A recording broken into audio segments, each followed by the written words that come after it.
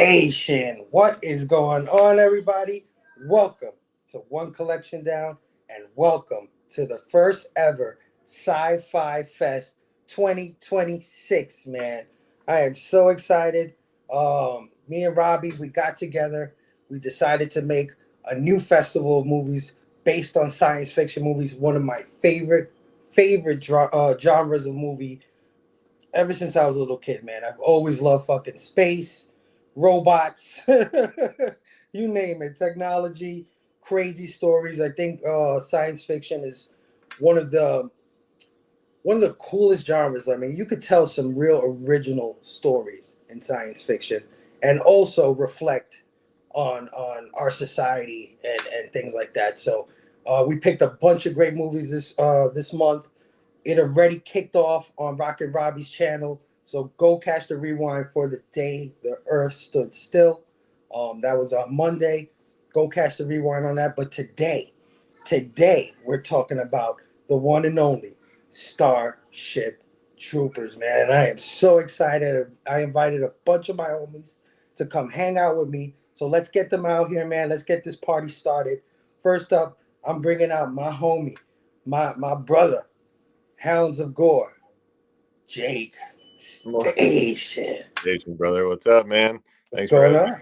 Yeah, man. I'm glad to have you back. Oh yeah, this is one I had to hop on immediately. This was like one of my favorites when I was younger. So I can love this. Yeah, I know. I was pumped, man. I was so glad that you jumped on this one. All right, man. Let's bring out my next homie. My brother, he's been on a few of these things already, man. I think he's been on every festival that I've done with Robbie. My brother, the one and only Jelani. Hey, Station to be good to be here, man. I mean, seriously, this is a beautiful film to pick. I think this is the best time to talk about it too. Oh yeah. Of course. Would you like to know more? Jelani, thank you so much for joining me tonight, brother. I always love when you come hang out with me on one of these movie streams, man. It's always an honor to have you on. So thanks for being here. Thank you. Yeah. Next up, man, my homie, the one that collabed with me on this thing. And you know, love him to death because he doesn't really have to do that kind of thing. You know, he's a big deal in our community. But you know, he has love for your boy, and he always wants me to be involved, and I appreciate him for that. I'm talking about none other than rockin' Robbie Billups. Hey, what is up, everybody? Super excited to be here on the inaugural SciFi Fest, the first, but definitely not the last. Here I am batting cleanup, but not batting last, if you know what I'm saying. Station, pop. Boom! Let's go. Robbie, man, thanks for being with us tonight, man. This is gonna be good, man. I really can't wait to hear your thoughts on this one, because me neither, bro. Yeah, you were saying some stuff on your show on Monday night, and I was like, oh. But we'll get to it. Next up, this guy, one of my best friends in the community, man. I met him, I don't know, maybe a year ago at this point. I'm not really too sure, but ever since I met him, he's been a solid friend, and he has his own movie review show that he does with his crew, and he's always invited me to those things. Sometimes I can make it, sometimes I can't, but either way, he always puts the hand out and says, Fable, here's the link if you want to join. But I'm so excited to have him on tonight. I'm talking about none other than my brother Matt, Heroes for Hire. I was told if I volunteer for this panel that I could have citizenship. Station, everybody. All right, hey guys, good to see you. Matt, how are you, my brother? I'm great. Yeah, I can't wait to talk about this one. Oh yeah, this is like was just said earlier. You know, it's a good time to be reviewing a movie like this. So yeah. All right. Hell yeah. And of course, joining us for the first time on one of these panels. I don't think he's ever been on any of our movie stuff, whether it's Rocket Robbie stuff or my stuff.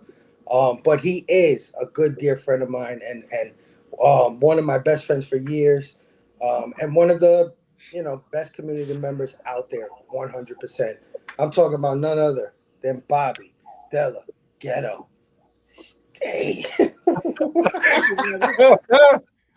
What up? I'm doing my part, man. I'm doing my part. Station. As you should. What is going on, Bobo? Thank you, man, for joining up. Good to be here, man. Good to be here. I didn't know Lieutenant Rico was going to show up. Don't take your helmet off then. I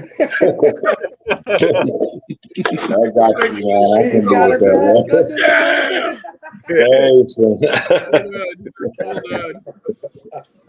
Oh, man. By the way, kayfabe is real. It's still real to us, man. It's still real to us. Yeah.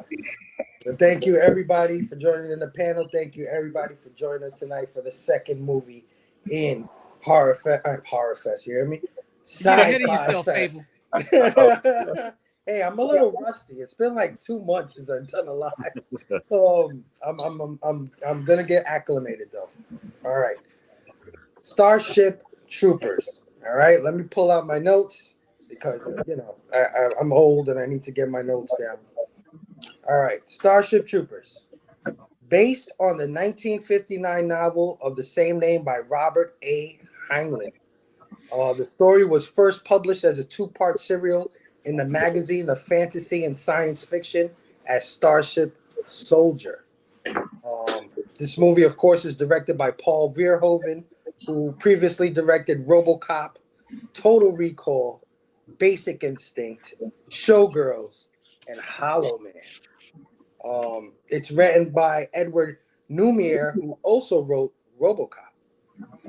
It was released November 7th, 1997 in theaters, had a budget of $100 to $110 million and a box office of $121 million. So, kind of broke even. It wasn't a big hit, but it made its money back. It also spawned 4 direct-to-video sequels, including Starship Troopers 2, Hero of the Federation, Starship Troopers 3, Marauder, and Starship Troopers, Traitor of Mars, which I've never seen any of these movies. You don't want to see them, trust me. On release, Starship Troopers received generally negative reviews. The film failed to connect with both critics and audiences who found its mixture of satire, violence, gore, and cheesy performances unappealing. The film's reputation was also damaged by a report by the Washington Post accusing Starship Troopers of promoting Nazism, to which Verhoeven said, quote, "We were accused of being neo-Nazis. They couldn't see that all I have done is ironically create a fascist utopia." In the years since its release, it has gained a cult classic status as its themes have become more and more prevalent in today's society. So what is Starship Troopers? It's basically a story about a futuristic society, fascist society, where Earth is governed by the United Citizen Federation. Citizenship is exclusively earned through federal service, which grants its people certain rights. The United Citizen Federation conducts colonization missions throughout the galaxy, which brings them into conflict with the race of highly evolved insectoid creatures dubbed the Arachnids. In the film, we follow the story of 3 bright and hopeful students and friends as they enlist in the service in hopes of securing citizenship and a better future for themselves as they quickly find out the harsh realities of what it means to serve, man. So I wanted to get into basic overall thoughts on Starship Troopers. Of course, I'll start with myself. And I've got a funny little story about this movie because this movie, about 2 months before it released, I was downtown. I used to go to school in Manhattan. So after school, we used to go down to 42nd Street, down to Times Square, walk around, do stuff like that after school. And there was a guy out there handing out tickets. He's like, "Hey, free movie. You guys want to see a free movie? Free movie." And I'm like, "Yeah, sure." I was with my buddy. He's like, "Here, 2 tickets. Boom, boom. Gave us the tickets. I look at the ticket and it says Starship Troopers on it. And I said, what kind of a stupid ass title is this for a movie? Starship Troopers? This is like the corniest title you could have. But I said, you know what? I'll give it a shot. So I think it was later on that week. We went to the movie theater. We sat down. I didn't know what I was going to watch. Right? I had no idea. So the first thing that comes up is that commercial that comes on, right? Like the I'm doing your part, I'm doing my part, and it goes to the little kid, and he's like, I'm doing my part too, and everybody's like, oh. And I was just like, yo, this movie is eerily familiar, but it's funny as hell. So I was just enjoying it. Whatever, it was campy, it was funny, I was loving it, and then the Clendathu came, and they started freaking killing, just chopping people up in half and all of this crazy shit. And all of a sudden, all these kids started crying, and the parents started flying out the theater with their kids, man. It was insane. Because it was just really graphic, right? It was really crazy. And I'm sitting there like, yo, this shit is awesome. I was just like freaking in love. And later on, like I had found out that it was directed by Paul Verhoeven, who was one of my favorite directors. And it just clicked. It made sense that he directed this movie. I didn't get it at first, but when the credits roll, you see it. And man, ever since then, I got it on DVD. I must have watched this movie like 1,000 times, guys. I really did. I fell in love with this movie so much in my young years, man. And it really made me a Paul Verhoeven fan. And I didn't, on my first few watches or whatever, I didn't get the like undertones of this movie, right? I didn't get the themes exactly. To me, it was just a big fun space action adventure. But as the years rolled by and as I watched it more and more times, I said, oh no, we're following the bad guys in this movie. This is insane. This movie is a lot crazier, a lot more deeper than I ever gave it credit for. And I was kind of sad that nobody really like, because when I saw it, I said, oh, it was 2 months early. So I said, oh, people are going to love this shit. I'm going to tell everybody about this movie. This movie's awesome. And it bombed at the box office. And it seemed like really nobody was talking about it. Now, to be fair, it had a lot of stiff competition. Fall and winter of 1997 was really crazy. It was really stacked with a lot of movies. So understandable in that regard. But I thought it would have hit harder. But I've always, championed it. I've always loved it. And when Robbie and me wanted to do SciFi Fest, I was like, it was actually Robbie. He said, aren't you going to do Starship Troopers? And I said, you know what? I am going to do Starship Troopers. You're right. Let's freaking do it. And I wasn't prepared for the amount of fans that this movie has, man. Like, first, this panel filled up in 10 minutes, guys. This thing was the fastest panel that ever filled up that I ever did. Like, and then I had to like turn down so many people, right? Like, then I sent the list to, they're like, Starship Troopers. I'm like, it's already full. Starship Troopers is already full. I had to let down a bunch of people. And every time I post about it, somebody's like, yeah, that's the best movie, right, Jake? I posted it in one of the chats. It was like, that movie's awesome. So yeah, I guess I'm not the only one who loved this film. But yeah. Jake, overall thoughts on Starship Troopers, man. Your first time watch, long time movie for you. Get into it. Yeah.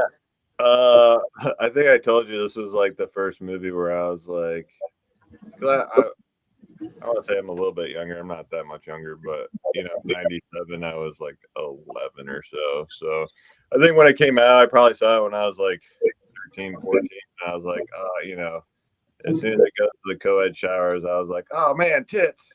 Awesome.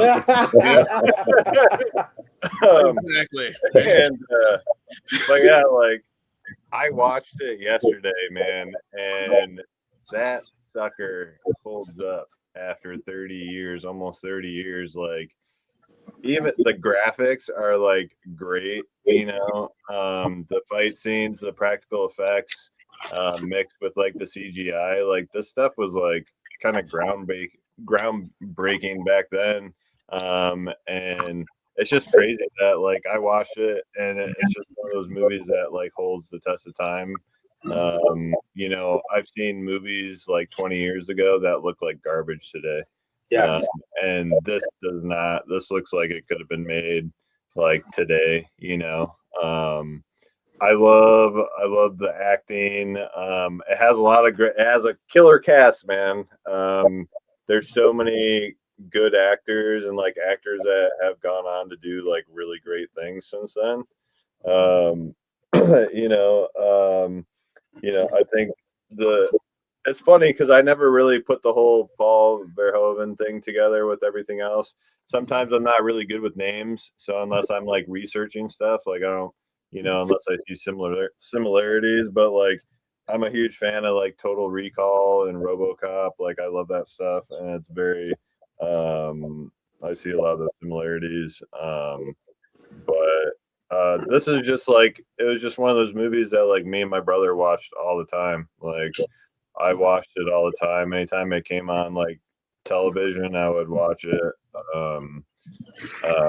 It's got the sci. This was before I was really like into horror movies, so like the sci-fi kind of took the cake for me.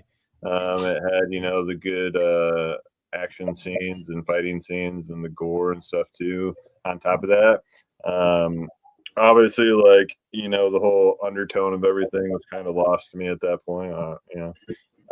I thought those things were great. I love like when they put those types of things, like like the Running Man and like other stuff where they put like the commercials and stuff inside like the actual film. Like, that stuff cracks me up. I love that kind of stuff. But overall, man, just this is definitely like it's nostalgic, but it's just a great movie to me. There is like occasional like cheesy stuff. There's your awesome like one-liners.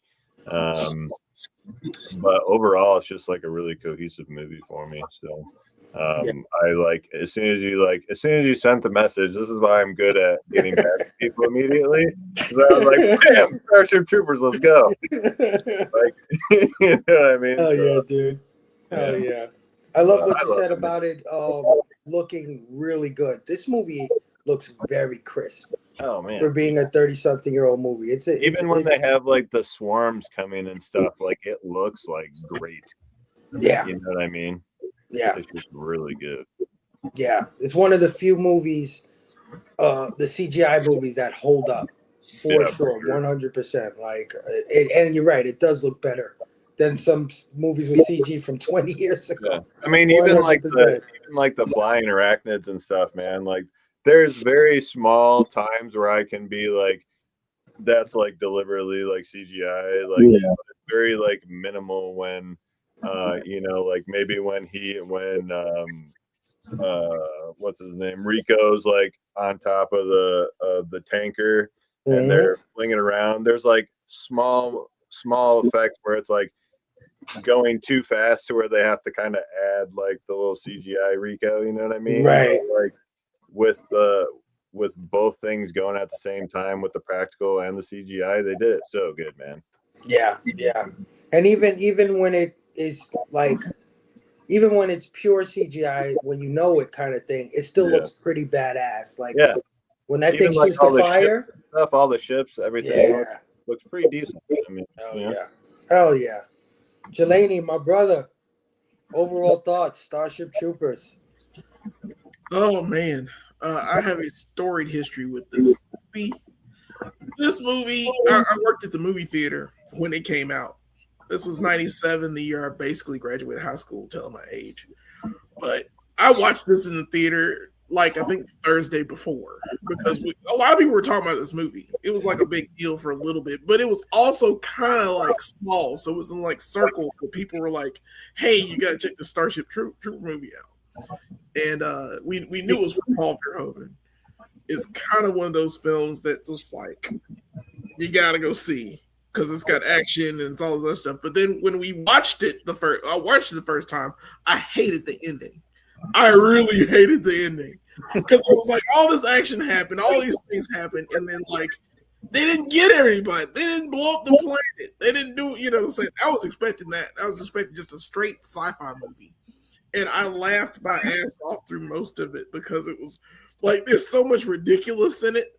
Like these are the dumbest fascists I've ever seen.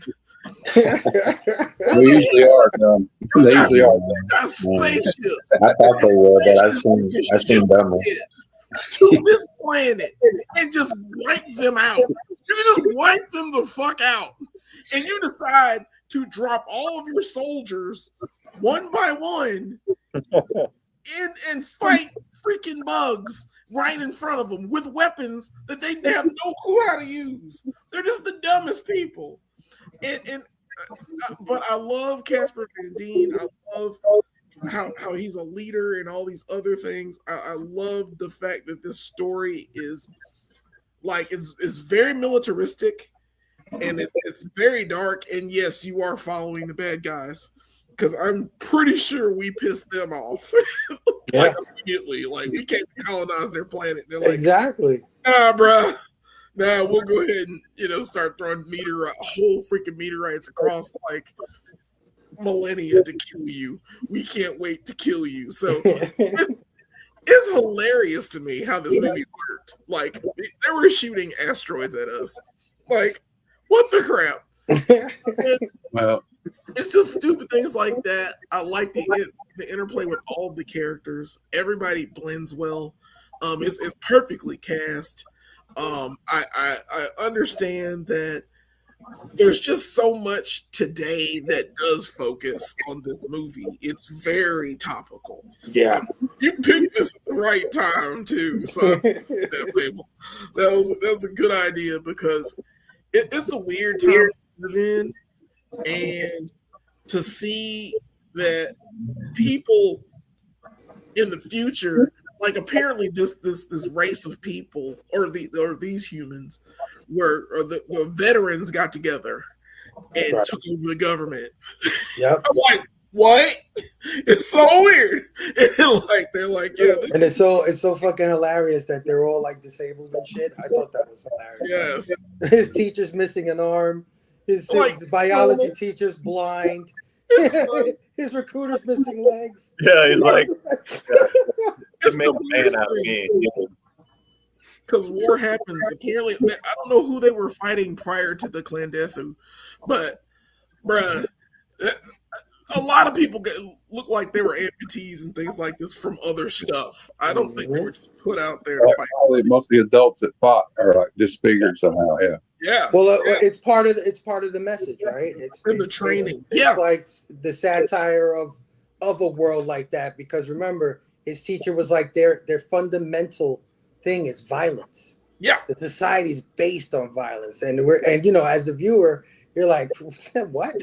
You know what I mean? What kind of shit? Michael Ironside's character lays it all out the first of the movie. Yep. So yeah, I've loved this movie. I've seen it multiple times. I watched it. I did a Verno and watched it twice. I watched it yesterday and I watched it today. Nice. And it holds up. It's great. It's wonderfully paced. I know we're going to talk about that, but it pays very well to tell exactly the story it needs to tell. And I really enjoyed this film on a rewatch. And I had watched it like the time before this. It may have been like 3 or 4 years since I've seen it.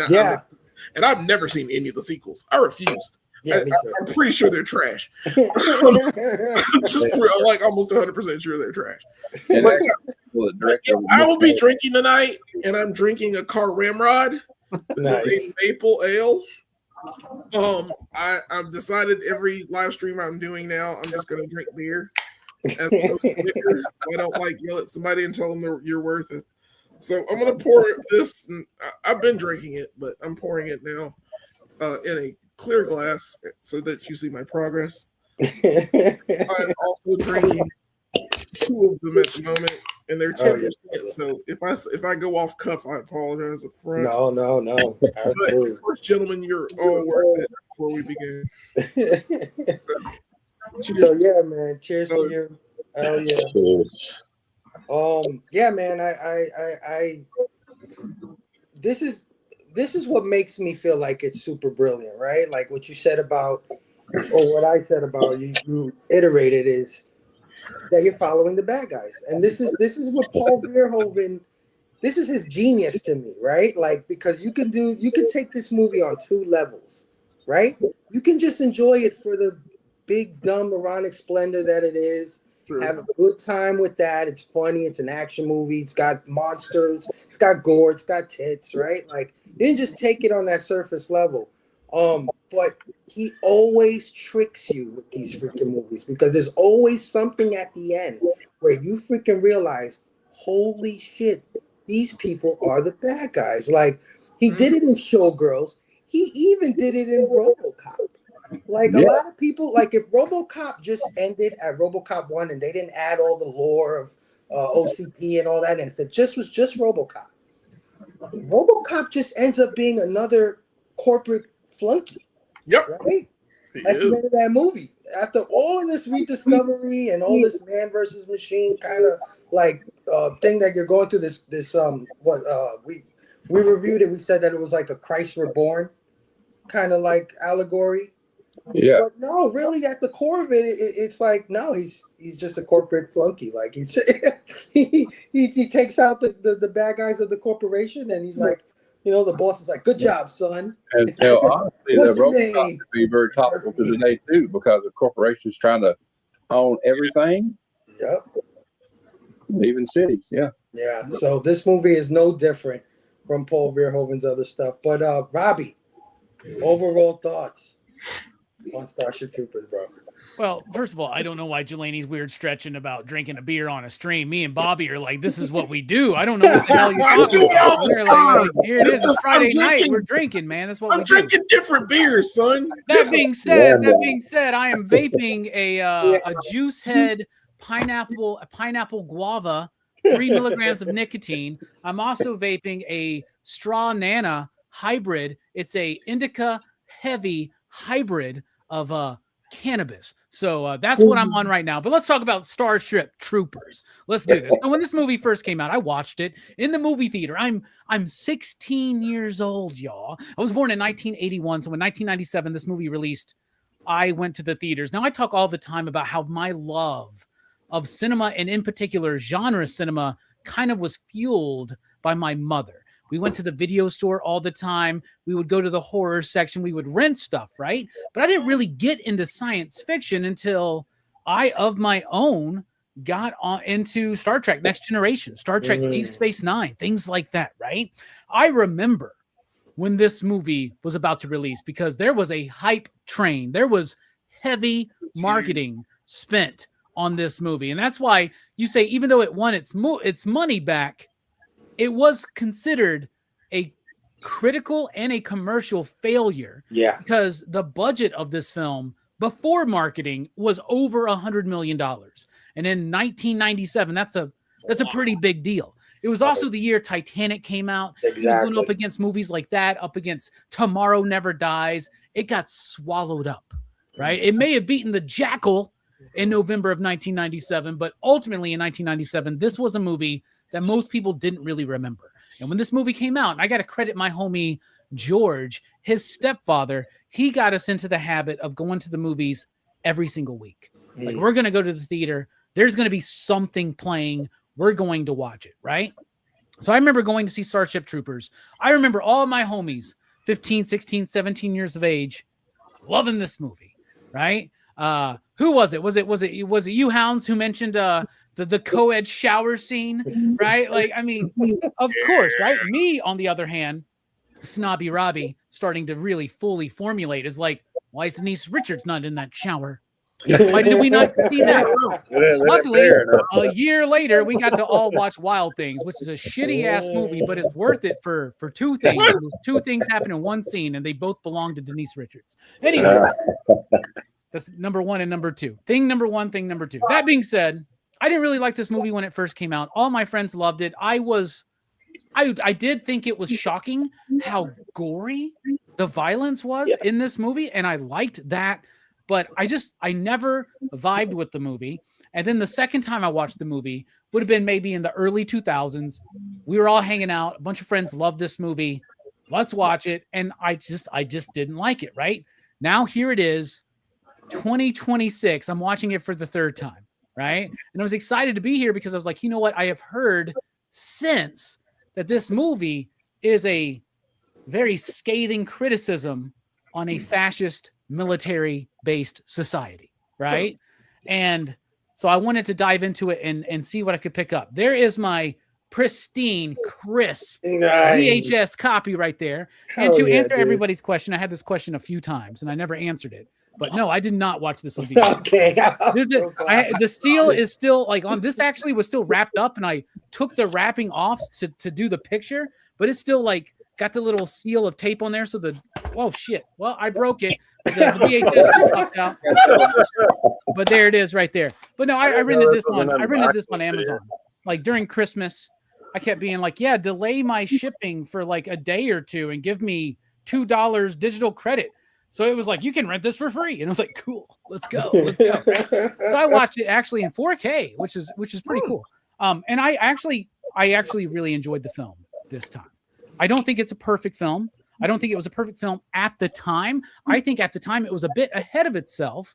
But at the same time, there's a lot of films we talk about where we're like, the audience missed the boat on this. The message went over their head. I would not say that is the case with Starship Troopers. I think Starship Troopers is at fault for not letting the audience in on the gag, right? Because the movie plays it very straightforward, and we'll get into all of that. I have some issues with the movie. I don't think it's a perfect movie, but I definitely appreciate and enjoyed my experience watching this film so much more than I have before. And Denise Richards can get it. Casper Van Dien can get it. Hell, Neil Patrick Harris can get it. While we're at it, Clancy Brown and Michael Ironside can get it too. You know what? I love Scanners. I love Highlander. Really? Sexy ass cast, even though they're not very good. And the best actors are two old white guys. Anyway, moving on. I like it. I really enjoyed it this time. I really did. Yeah. It's funny that you say that because that's what Paul Verhoeven said too. Because apparently they cast all these actors because of their looks and not because of their talent. And it's one of the things that he regrets. But in my opinion, I think it works. I think it works for the kind of film that he's doing. Yeah, I'm just going to say this real quick. On Monday night, I made the statement that this movie is filled with sexy people like Denise Richards, Casper Van Dien. Everybody on the panel for Day the Earth Stood Still were giving me like, And I was like, okay, maybe I'm reaching for that. After watching this movie, I'm sorry, Casper Van Dien, sexy as fuck in 1997. Sorry. Just the hair and the eyes. I mean, he has a jaw that does not quit. And it's the Casper jaw. Van Dien has a jaw that does He's not got quit. the military guy. They just created in Central I didn't know Casting. we were going to be talking about Casper Van Dien, but cool. All right. Well, yeah. Thank you. That's an honest critique of the movie. I'm one of those people that missed the boat on this movie as far as its themes. And maybe that's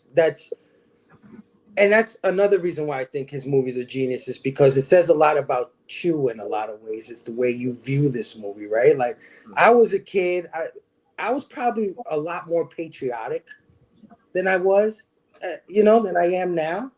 Well, bro, 6 years before this movie came out, we're all standing up there doing the Pledge of Allegiance, being like, I'm proud to be an American. Yeah, you know what I mean? Go for it. Let's go. Them doing what they were doing, I was rooting for it, man. I was like, yeah, when we blew up their planet and all that. And it isn't until I became an adult where I just saw the other side of shit. And I was like, yo, we're invading these people, these poor bugs. We're taking their planet. We're attacking them and stuff like that. And if you honestly think about it, Fable, look at the space we were just socially and politically in the late 90s as Americans, right? And yeah, there's no wonder we didn't get it, right? Yeah. It took a few years for us to see something like that with the post 9/11 Iraqi war and the war on terror and all that stuff. It took a while for us to be like, holy shit, are we the bad guys? Yeah. Do you think maybe we lost Vietnam? I remember like being like, what? Going to Christopher Columbus didn't discover America? Like it was one of those lies that we were told, Yeah, man. But yeah. I do think the movie's at fault a little bit because the movie, like, I don't know, there's something about RoboCop where even as a kid, I got it, right? But this one, it almost plays it too straight, right? In a way. No, for sure. But yeah, like I was saying, like it tells a lot about you, like, because like a lot of the gore and the tits and all that, I'm like, hell yeah. But it's actually Paul Verhoeven, like ultra, like putting what he thinks American culture is on blast, right? And he's trying to like tell you about yourself in a lot of ways, but we're not fucking getting it. We're like, this is cool as shit. You know what I mean? Like RoboCop. Did anybody else remember more titties in this movie and more dick in this movie than there actually is? Because I sure did. I thought there was way more than there actually is. I knew remember never any seen it dick, happen, but and I was like, plenty of tits. there's titties. I don't think there was any dick in this movie, Robbie. Jake Busey came close, bro. That shower rod was like perfectly It was placed, right man. there. There was ass and there was titties. There was guy ass. I don't think there's any Oh, dick. guys. And Casper Van Dien's side dick. Don't worry, you get to see Kevin Bacon's dick in Wild Things as well as Dennis. That's Denise true. Richards. So there you go. I try to forget that. Yeah. But yes. Yeah, no, totally. Like, you know, some people got it right. Like, I didn't notice how freaking Nazi fucking Neil Patrick Harris's uniforms were. Like, I didn't even. I was a history He's major. Goebbels. He's basically Goebbels. Yeah. Or even Himmler. He might be Himmler more. But yeah, he's in there. Heinrich, what's his name? Heinrich Himmler. Yeah. Adolf Heinrich or something was his name. He got the Hangman of Prague, they called him. Oh, the Hangman of Prague. Yeah. He does got that going on. So now that we all proved that I was a dumbass 17-year-old, Matt. I was Overall about, I thoughts. think I was about 19 or 20 when this came out. And at first, I kind of missed it, but then the longer the movie goes on, I'm like, wait a minute, these guys are Nazis. You know what I mean? Like, first you can kind of miss, if you blink, you'll miss what Michael Ironside says about, like, well, democracy failed us and threw us into chaos, and now we have order, you know. And if you also notice what Paul Verhoeven did when he cast all these beautiful people was like, this is like supposed to be a utopia society, they think. We're like, but you start seeing cracks throughout it. Like, wait a minute, these people are freaking crazy. But like, and then like, especially the end of it, like, you know, when we finally get to the end of it, that's finally when I guess a lot of people should have got it, was when Doogie Howser, I'm gonna call him Doogie Howser, touches the bug and goes, he's afraid. He's afraid. Yeah. And they were happy about that. Right. So that's kind of like, you know, I got alarm bells that had to come up for that too, but like also how like, they're like, oh, wait a minute, you have to be a citizen to vote. Yep. And all this Get stuff. pregnant. And like, and then you got like, look, I'm a big student of film over the years. I like back then I may not have been as smart, but like the more I watched this movie as I got older, you hear about people like I don't know if anybody's gonna know what I'm talking about, but Leni Riefenstahl.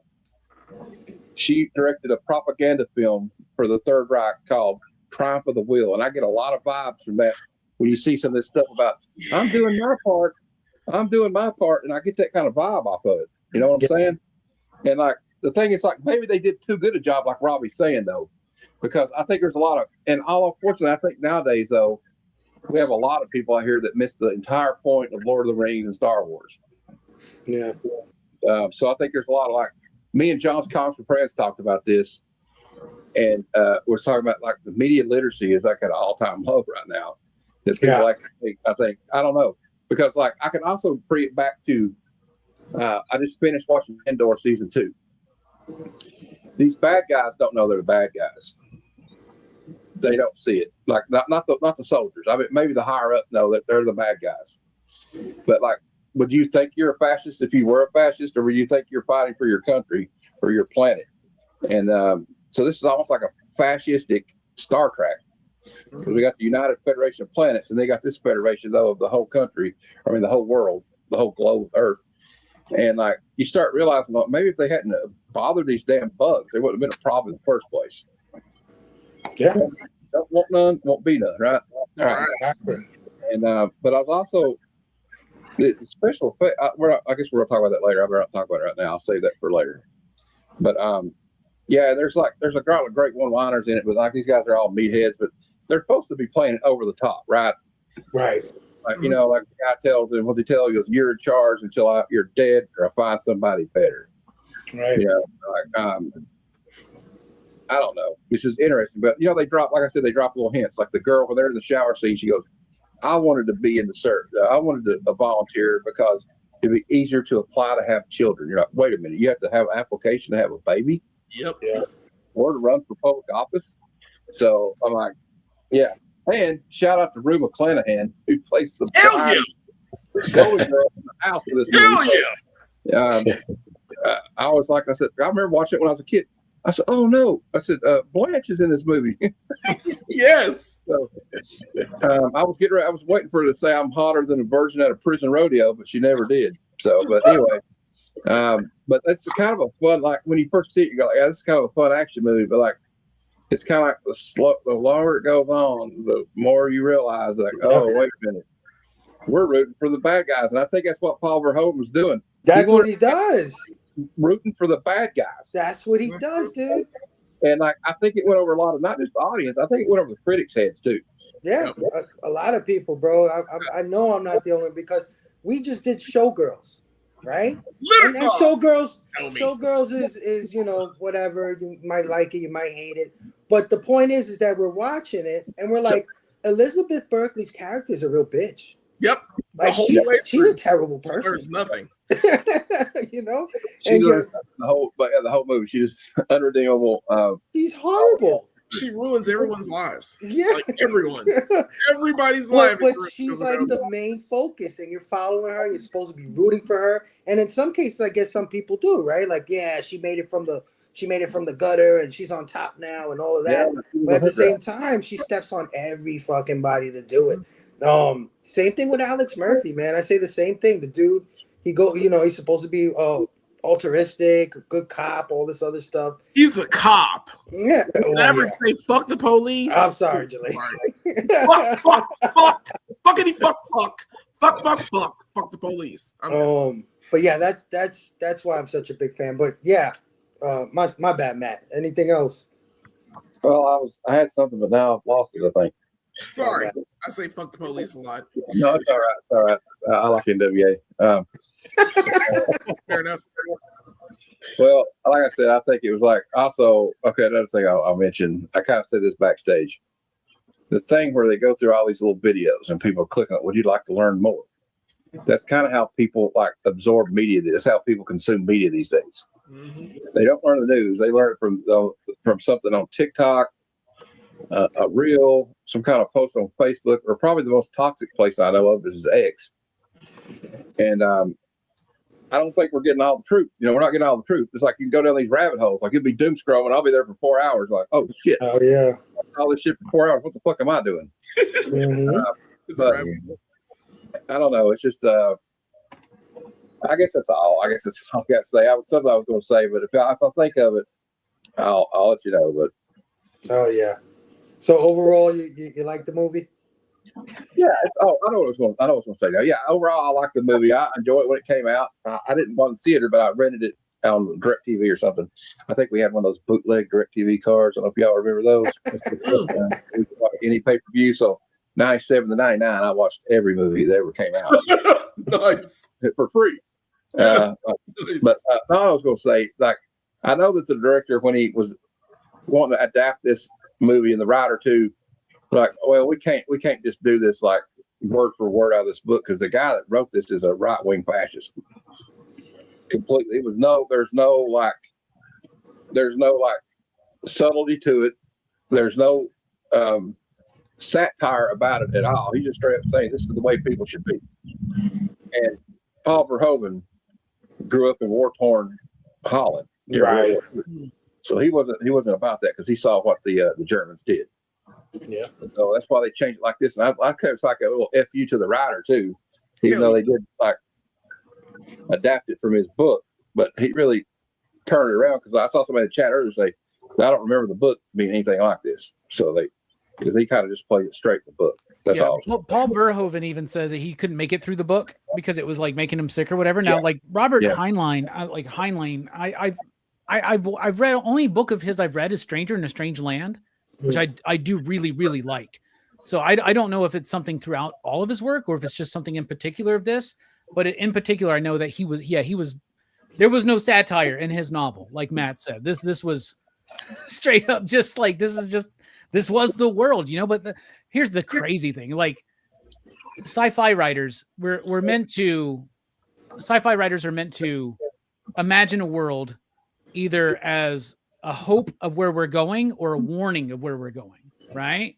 And so like, sometimes that gets all fuddled up with like modern day shit and all that stuff. And I'm not saying that's the case with this book. I don't know. Like I said, the only thing I've ever read is Stranger in a Strange Land, which is a whole different type of vibe of a story. It's more Starman. If you guys have ever read that book. But yeah, Matt, you're right on the money there, dude. The book does not have any satirical elements about its usage of fascism at all. It does not. It's just kind of like the might makes right type thing. That's what the law of the jungle, I guess, is what you believe in. But oh yeah, great stuff, Matt. Great stuff. Bobo, first time on the panel, bro. What's your overall thoughts on Starship Troopers? SciFi Fest, man. I finally made it. Yeah, boom. But yeah, I'm like the old man on the panel, yeah, because I was like 30, 32 when this movie came out. Yeah. God damn, Bobby. Yeah, bro. Yeah.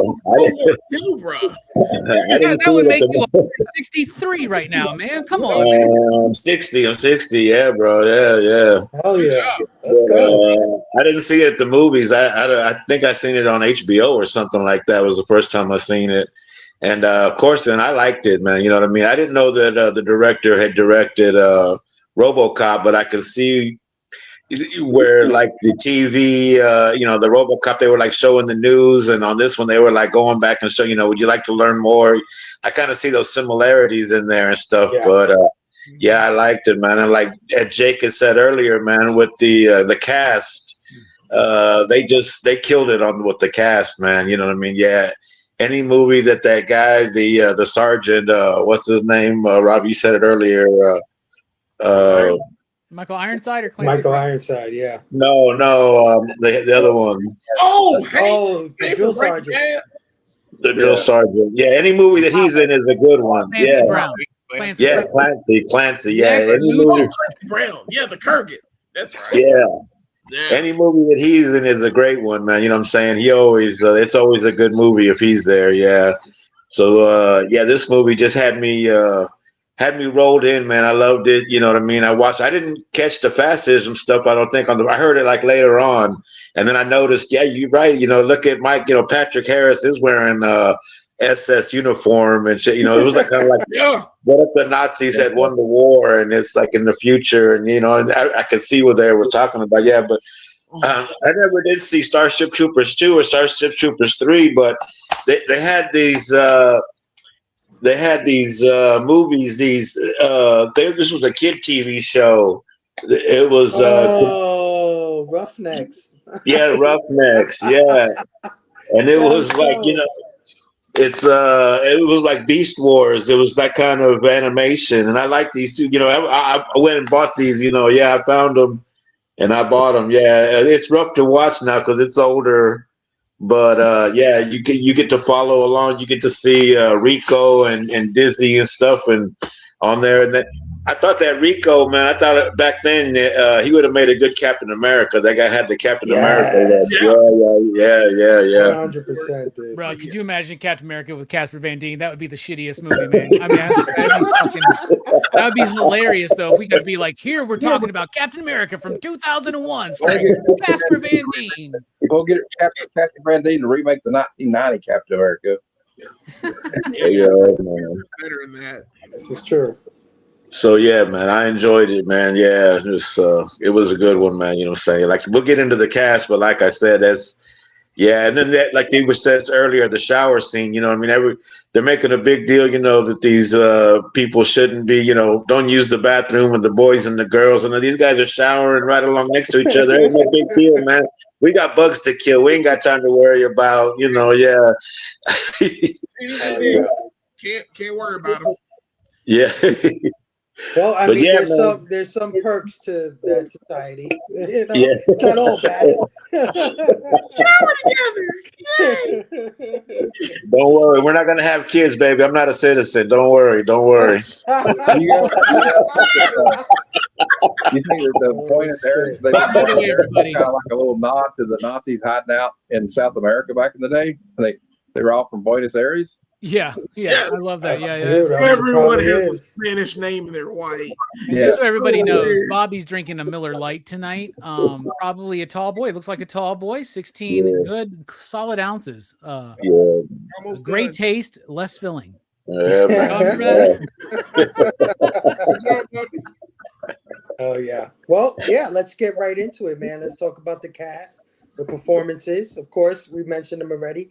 Casper Van Dien as Johnny Rico, Dina Meyer as Dizzy Flores, Denise Yeah. Richards as Carmen Ibanez, Jake Busey as Ace Levy, Neil Patrick Harris as Carl Jenkins, Clancy Brown as Sergeant Zim, Seth Gilliam as Sugar Watkins, Patrick Muldoon as Xander Barkalaw, and Michael Ironside as Gene Razak. So my brother, Jake, favorite character or performance you want to highlight in this one? It's tough. Probably gonna have to go with maybe a few other people's, but this was mine. Overall, Michael Ironside just fucking kills it. He's so good. I remember always being like, not weirded out, but like I remember first seeing it and I was like, you know, he's the teacher, and then he shows up being like this badass military guy. You know, when Rico gets to like his new like assignment, and he just got, you know, it's like he's got some great one-liners, man. You know, it's like, this is for all you new people. I have only one rule: everybody fights, no one quits, and if you don't do your job, I'll kill you myself. You get me? Yeah, I mean, you know, just like a super no nonsense military dude, right? Like, you know, when the guy gets taken off by one of the flying arachnids, the dude just like snipes him and kills the guy, and he's like, I'd expect anybody to do the same for me, you know. And then he ends up at the base, and he's the tanker's coming through, and he's, you know, he gets his legs basically like chopped off or whatever. You know, just basically telling Rico to do it, you know. But yeah, man, I think he just has a really like commanding performance.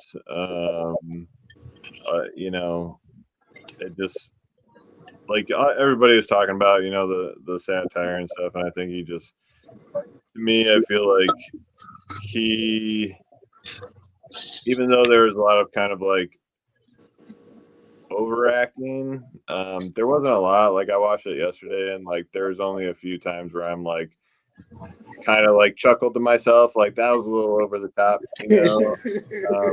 I feel like he played it more like serious throughout the whole movie, but I just felt like overall, I think he had a big charisma to him, and I really just like what he did with the character. I thought it was really awesome. So I mean, I think he'd probably be my favorite out of everybody. Although I had like a couple other like favorites, but you know, if I had to choose one, he'd probably be my top. I like that bit where he makes that dude's head explode.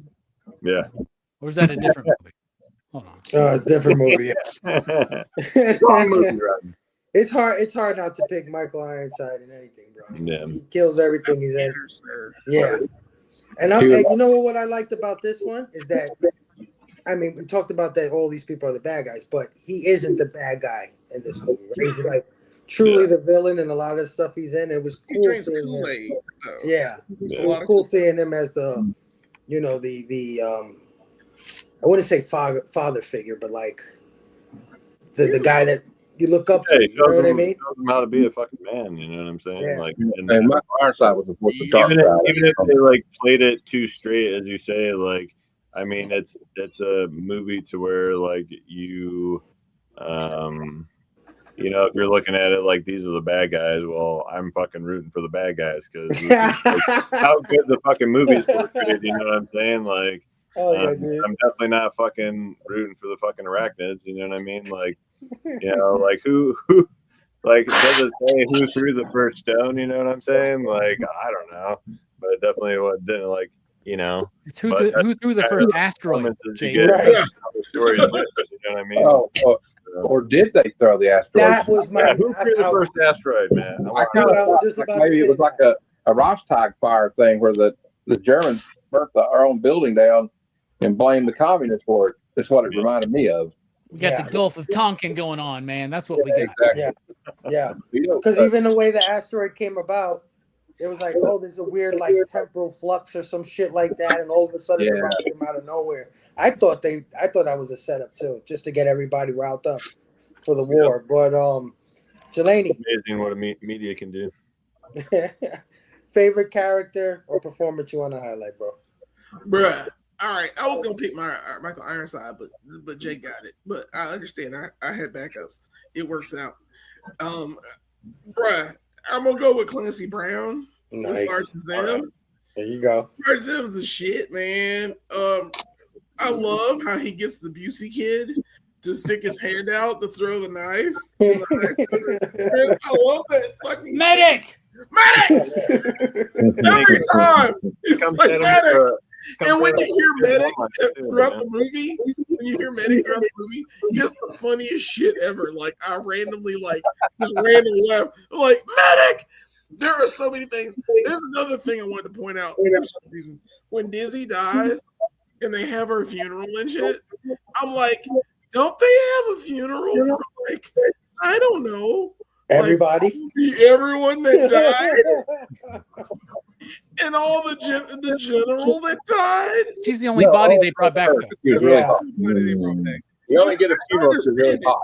I get it. It's still like you're not saying anything about the other people that died. Bro, that was the saddest shit too. That was like a Star Trek funeral, man. It's like when they ship fucking Spock's body out in the movie in part 2. Yeah, it was the same thing. It was same thing. Anybody watch those sequels? Does she land on the Genesis planet? Does she come back? That's what I'm thinking.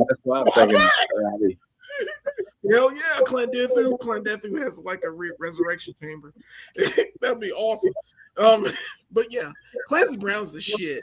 Like he's the Korean in the Highlander. He's so clean. He's Lex Luthor in the Superman animated series. Yeah. And everybody's like, "That's a black guy." I was like, "No, that's Clancy Brown." He was in that stupid ass TV show Earth 2, which is it's stupid as fuck. And I'm like, it's terraforming a planet you know nothing about. It's funny as shit. I love it.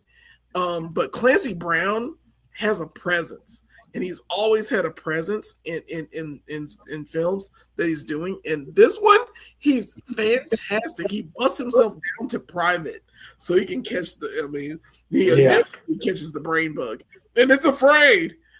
And like, I like how they're celebrating, this good brown shirt on what he's done. Yeah. What he's done for our society, and it's so clean. It makes a lot of sense that they're the bad guys.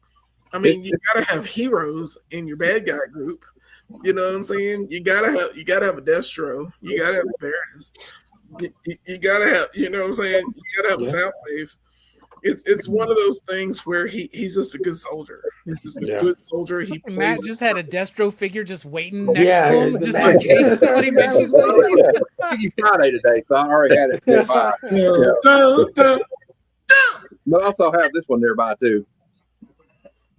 Cobra Commander. Well, you know what you were saying about that though is like they also use a little propaganda. And he goes, and to think about it, he was a humble private. that captured this bug. You know, Captured the bug. Yeah. Want to learn more? The tide of the war shifted. The tide of the war because of what you did, and now you can join. You got to join us. Yeah, you want to be a hero. Like even a private can do this. Yeah, sign up now. Propaganda at its finest. Like they have the media so well trained. Yeah, they're ready to do. And I love how the one more thing, how the media, the guy, the reporter gets killed. Like, of course, yeah, but like he's still reporting and the cameraman is still filming. He just like, bruh, run. There are insects that are trying to kill you. Run. No, I gotta film this, bro. I die anyway. I'm gonna film it. And I'm like, this is how the military industrial complex controls the media to make sure that the things that are watched make sense to the public in the way they want to see it. Yeah. And the propaganda of it is so clean. It's so beautiful. Yeah. I love this film. I'm sorry. No, but Clancy Brown is, always an excellent choice. He's awesome. I love when the guy, the soldier was laughing. It's like, what are you laughing at? And he's like, go run or whatever. And he takes out that stick and he starts whooping his ass. And then he calls the other guy to chase after him. He takes out keep pace. Yes. That was awesome. He breaks that one guy, and that guy gets his arm broken. He's like, I think my arm is broke. Sorry. You think? I'm telling you, everything is fucking over the top, bro. Everything, like you said, the knife, the breaking the arm, just everything. Because the guy's arguing like, well, all you got to do is push a button. Why do we have to learn how to do this in a nuke fight? He said, put your hand up. Put your hand up. Can't push the detonator now, can you, dumbass? Robbie, character performance you want to highlight? Well, Jake and Jelani took the two, right? But there's plenty of others to choose from. I'm going to go with Dinah Meyer, who plays Dizzy in this movie. That would have been my other one. Yeah, before I get into that, like I when I saw this movie, I very vividly I remember going, she's in Dragonheart, right? Like I remember that, like she was in Dragonheart, and then she's also in Johnny Mnemonic, right? Which was, by the way, one of the coolest VHS cases because you had the little microchip in the VHS. Man, I got to get a hold of that VHS. Anyway, she also played Barbara Gordon in the Birds of Prey WB series, which sucks, but she was actually really good in that. She's also in the Saw franchise. She's in the early Saw movies, if anybody remembers. So I like her as a performer. And why I mention her in particular is a lesson that I have learned the hard way since this movie has released, right? When this movie first came out, I remember being like on Casper's side, on Johnny Rico's side, being like, Denise Richards is the be all end all, right? Like, who cares about Dinah Meyer when Denise Richards is your girl, right? In hindsight, not just talking about the movie, but just in my own life. When you have a character in your life like Denise Richards in this film, in your own personal life, yeah, she's hot, but you know what? It's not working out. The biggest mistake that Johnny Rico made in this movie was not getting with her sooner. Because she's beautiful, even though she may not be a Denise Richards type. She is beautiful and she is down. She's down with you. She's down to live. She's down to have fun. She's down to fuck. You know what I'm saying? Like, that's the kind of girl you need to go for. You want not just beauty, but you want beauty and someone who can get down with you. You know what I'm saying? And Dinah Meyer is that in this movie. She nails it. She is tough. She is badass. She is sexy and sultry at the same time, man. And there's nothing I love better than a fucking strong woman who will throw my ass down and get on top and do whatever the fuck is necessary. You know what I'm saying, man? Let's go. Who's under those covers with you? It's me, Dizzy. Make it 20 minutes. Make it 20 minutes. Yeah, I love that. Like, bro, 10 minutes is enough. This dude, first of all, is a virgin. If you've been paying attention, 10 minutes is enough, man. Okay. I'm going twice. We could do it. We can make it. We gave him 20 minutes because you know there's going to be an awkward 5-minute period where he's going to be apologizing. I've never done that before. All right. My bad. My bad. Oh yeah. I'm team Dizzy all the way. Denise Richards was just too stuck up. Like, Man, listen, Dizzy is Ursula. She's Ursula from Spider-Man 2. Like, Oh Jesus, dude! I thought you were talking about Ursula from Little Mermaid. I was From like, wait a Little second, Mermaid? man. I'm talking about Ursula from Spider-Man 2. Spider-Man 2, like, easily Peter could have gotten Ursula and been like, because she's awesome. She down. She cooking food. She's not a punk ass like Mary Jane is. And Mary Jane is Denise Richards, and Desi is freaking Ursula. And you choose Ursula. You got to choose Ursula every fucking time. Yeah. No, good point, man. Great choice. Dizzy, yep. I love a down ass chick, man. That's a great choice. I would think for redheads anyway, so I think she was. I just liked her more than Denise Richards even in the movie. You just want somebody who's ride or die with you, man. Off, so I mean, you got more points there. Right? But you want somebody. You want somebody ride or die, right? It doesn't matter the size of the breast, right, or the color of the hair, or anything like that. You want somebody who's down for you. Yeah, but right? she even Denise Richards doesn't get naked. She loves him. You know what I'm saying? There's that. Well, also she's wishy-washy. She just like, oh, Rico, it's not working out. Bye, sorry. Fuck her. No, fuck her. No, the second she gave me that video, I'd be like, it's not as bad as that scene in Jarhead though, where the chick sends the fucking video. If anybody remembers that shit. You're out here fighting for your planet. For whatever. They're out here like, was even being doing all terrible. the fast stuff, and all you can do is dump him. Oh, come on. I'm trying to save the world here. Yeah. The world. Well, you know what they say, man. Mobile infantry does the dying, and the fleet just does the flying. So there you go. There you go. Matt, character performance you want to highlight? Robbie took mine, but I still want to say, yeah, I'm team Dizzy all the way though. I was back then, and now I don't know. I felt like Dizzy's more obtainable than like Denise Richards. Like, you know, like, man, I might have a shot with her, but Denise Richards maybe not. You know, although she does like crazy people. She did married to Charlie Sheen. But anyway, it's kind of tough to pick one now. I guess I'll have to go with. I'm gonna go with two because one of them I'm just gonna say shout out again to Rue McClanahan because I think it's cool that she was in this movie. And I'm a big Golden Girls fan. I don't care what anybody says. It's one of the greatest shows. Dude, bro. Oh yeah. And she's a legend in Hollywood. She was in like Mama's Family, Maude, all that shit. Yeah, dude. And whenever you see a Golden Girl in one of these films, man, you just it holds a special place in your heart. It doesn't matter how bad it is. We always loved Lake Placid. We always loved Stop or My Mom Will Shoot. We always loved this film. We always loved the holiday special for Star Wars because B. Arthur was in it. Lake Placid, man. You got all four Golden. The other actor, and I can't remember his name. The guy from Breaking Bad that played Walt's brother-in-law. A shout out to him, although he's not in it very long. But also, like, I just like seeing these actors. Like, you see people, you're like, oh, well, I've seen them in that. Like Amy Smart's in it. Yeah, she's one of the cadets, right? Yeah, she's in like two little scenes, man. Yeah, but she's in it, and she's still a looker. And I guess I'll go with Neil Patrick Harris because nice, dude. Somebody play an SS officer, he could have done that too. Because like I got like, I got Himmler vibes off this dude. I got Heydrich vibes off this dude, and like, you know what? Also, if you look back at it, if you watch it a few times, his character's kind of shady from the start. He puts his homeboy Rico on blast, right? Casually kick his math score. He's like, oh, look at Rico here. He's a dumbass. You know? So yeah, I didn't like him from the start. So like, I don't think he's a very likable character. And just like, also, it's like you get more hits from him in it. Like, they're torturing these. Okay, they may look ugly looking bugs, but he's torturing these bugs. Yeah, they're torturing them. Yeah. So, and this was before his renaissance with like the Harold and Kumar shit, right?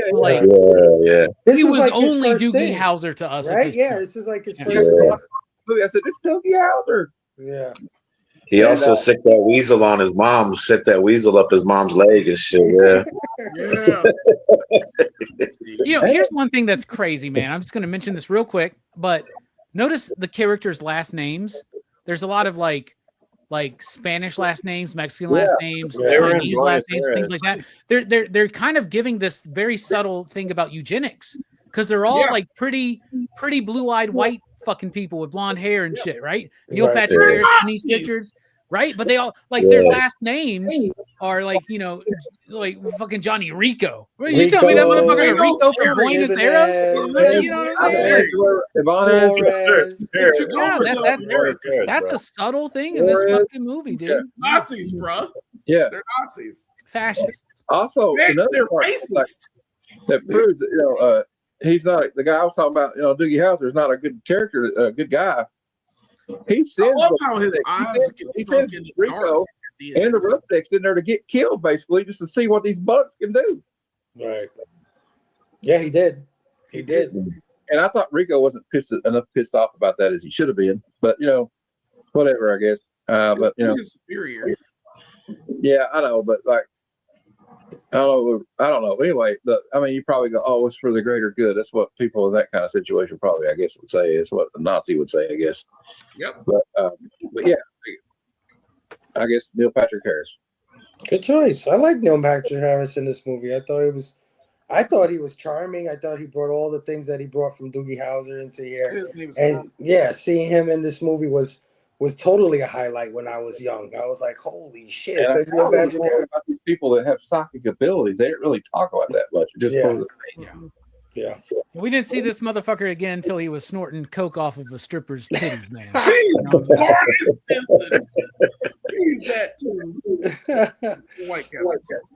All right, Bobo, character you want to highlight? Man, you guys got all the good ones, but there was so many. There's more. Yeah, that Gary Busey's son. He really stood out. Jake Busey with the violin, man. You know what I'm saying? Yeah, I take care of my boys. Hey, I even got him a violin and shit. You know what I'm saying? Yeah. You got an electric violin, dude. It's all like green and purple and shit, dude. That's awesome, dude. He's like the dude from Revenge of the Nerds, man, playing an electric violin. And I think I want to say what's his name? So Kurt Russell's son's in there is one of the recruits too and stuff. Yeah, I don't know what his name is, but I want to say he's in there. But it's just the way the character development, man. It really made me care about the way they went through the boot camp and the high school and all that. It made me care about these characters and stuff. You know what I'm saying? Yeah, that was a big plus. Yeah. So the character, and then I have to say I have to give it to Busey, man. But it was a close between him and the brain bug. You know what I'm saying? Yeah. Yeah. Gary Busey, It's cool. I feel like he should have been in a lot more stuff. Yeah. Like I know he's been in stuff, but I feel like I should have seen more of him because he is great in this movie. And he looks just like his father. Holy Just shit. like his dad. Yeah, you know exactly. Yeah. Fleeting image of Wasn't his he in father. that movie Spear or whatever, where Jodie Foster's like, no, it's called Contact. He was in Contact. He was a in crazy Contact, guy. yes. Rocket, yeah. Yeah, no, he's great. I love him. I thought he was gonna get picked a little earlier, but good choice, Bobo. Good choice. Well, that doesn't leave much for me. But I'm gonna pick Casper Van Dien as Johnny Rico, dude. Like, because Johnny is the Anakin Skywalker of this movie, right? He lives in this society, and he's not really. He doesn't care about citizenship. He's just chasing tail. He's chasing his girl. He's an arrogant kid. He's the high school jock, and he just wants what he can't really have, right? Because he has everything kind of else. And there's a point in the movie where his parents, or somebody asked him, "What do you want to do?" And he said, "I don't know." He had no idea what he wanted to be or wanted to do, right? And even when he went to boot camp, then at the party, he asked his instructor, like, I'm thinking of signing up. What should I do? And Michael Ironside told him, do whatever you feel is right. Like, I can't help you with that decision, right? And then he gets into boot camp, fucks up for the first time, and he's ready to quit, right? And it wasn't until his city and his parents got killed that he went all in dark side. And that's what I feel like he's like Anakin Skywalker in a lot of ways, because he let all the politics of the world shape him. He fell for the trap, and we watched him go from this just like innocent kid to like one of the baddest ass soldiers that they have, man. He's the leader of the Roughnecks by the end of the movie. He's full on Darth Vader. And you know, like I said, when I first saw this movie, he was like one of the coolest characters, but at the end, you know, in recent watches, I'm like, damn, this dude is like the dark side, man. He's like a full on tragedy. Right? Yeah, it's a tragedy. I also love how you're like his first little mistake. His first little mistake. The dude died because of him, right?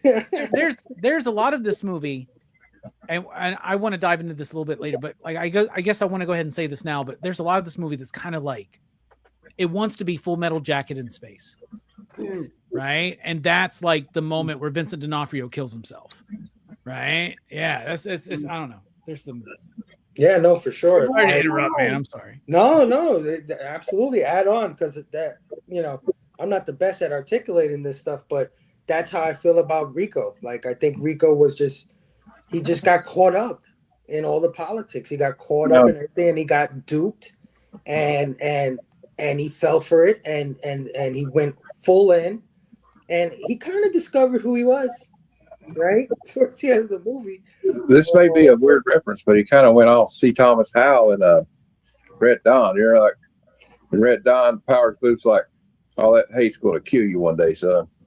And he's like, keeps me warm. So they just thought was using on his own rage at that point. That's why he wanted to come back, you know, when he was going to wash out. What I love about his character is he starts off as kind of the idealist. He believes in that system, right? And then he understands, but it's like, if this was an A24 film, right? Like he would be all like, it would be very obvious that he's like a tortured soul who's like had to kill and do this and give this up and all this kind of shit. But the tragedy is that he just falls right into it. He is a Steve Rogers. He is that character who just falls into line and becomes to him like the most honorable figure he has found in this crazy ass world, which is Michael Ironside's character. Right. He becomes that dude, right? Yeah. And then it shows you the cyclical nature of this kind of society, this militaristic fascist type society that's all about invasion and shit like that. But another thing the movie does well is I love it. Everybody keeps talking about they're the bad guys. They are, but they're also the good guys because it's all a matter of perspective, dude. Yeah, for sure. You know what I'm saying? 100%. Like, it's all a matter of perspective. And 100%. It would be more on the nose if they weren't bug aliens and they were like humanoid aliens, right? You know, but that was kind of like the point in a way too, was like to make them be so grotesque that you won't feel sorry for them, because then it'll be too much like these are the bad guys. He can't pull the trick on you because he does it once when they show the eyeball. Remember when they show the eyeball of the alien? Yep. And that was made. That eyeball was particularly human. I don't know if you guys noticed. It looked particularly human. So it was there to show you like these things have feelings. They're not just mindless creatures, right? And what does he do? He shoots the shit out of that eyeball. Because war is meant to breed into soldiers the dehumanization of the enemy. That's what they do when they're in boot camp. Is you get desensitized to that kind of thing. Because, you know, you remember like Robbie brought up Full Metal Jacket, and my dad was in Vietnam, and he'll tell you he was in the Marine Corps. They did chant stuff like that when Arlie Ermey's telling them what makes the grass grow, and they say blood, blood, blood. They do say shit like that. Yeah. They're indoctrinating you in the military because they don't want somebody that's going to hesitate and get somebody else killed, and then you'll get more people killed. And but like also the humanizing of them though, like I watched this today before the show, and like I actually, when you start looking at that brain bug and like it's scared, you can tell it's scared, and I started feeling for it, even though it's like grotesque looking. It's grotesque, but it's grotesque on purpose. It's scared for its race, species.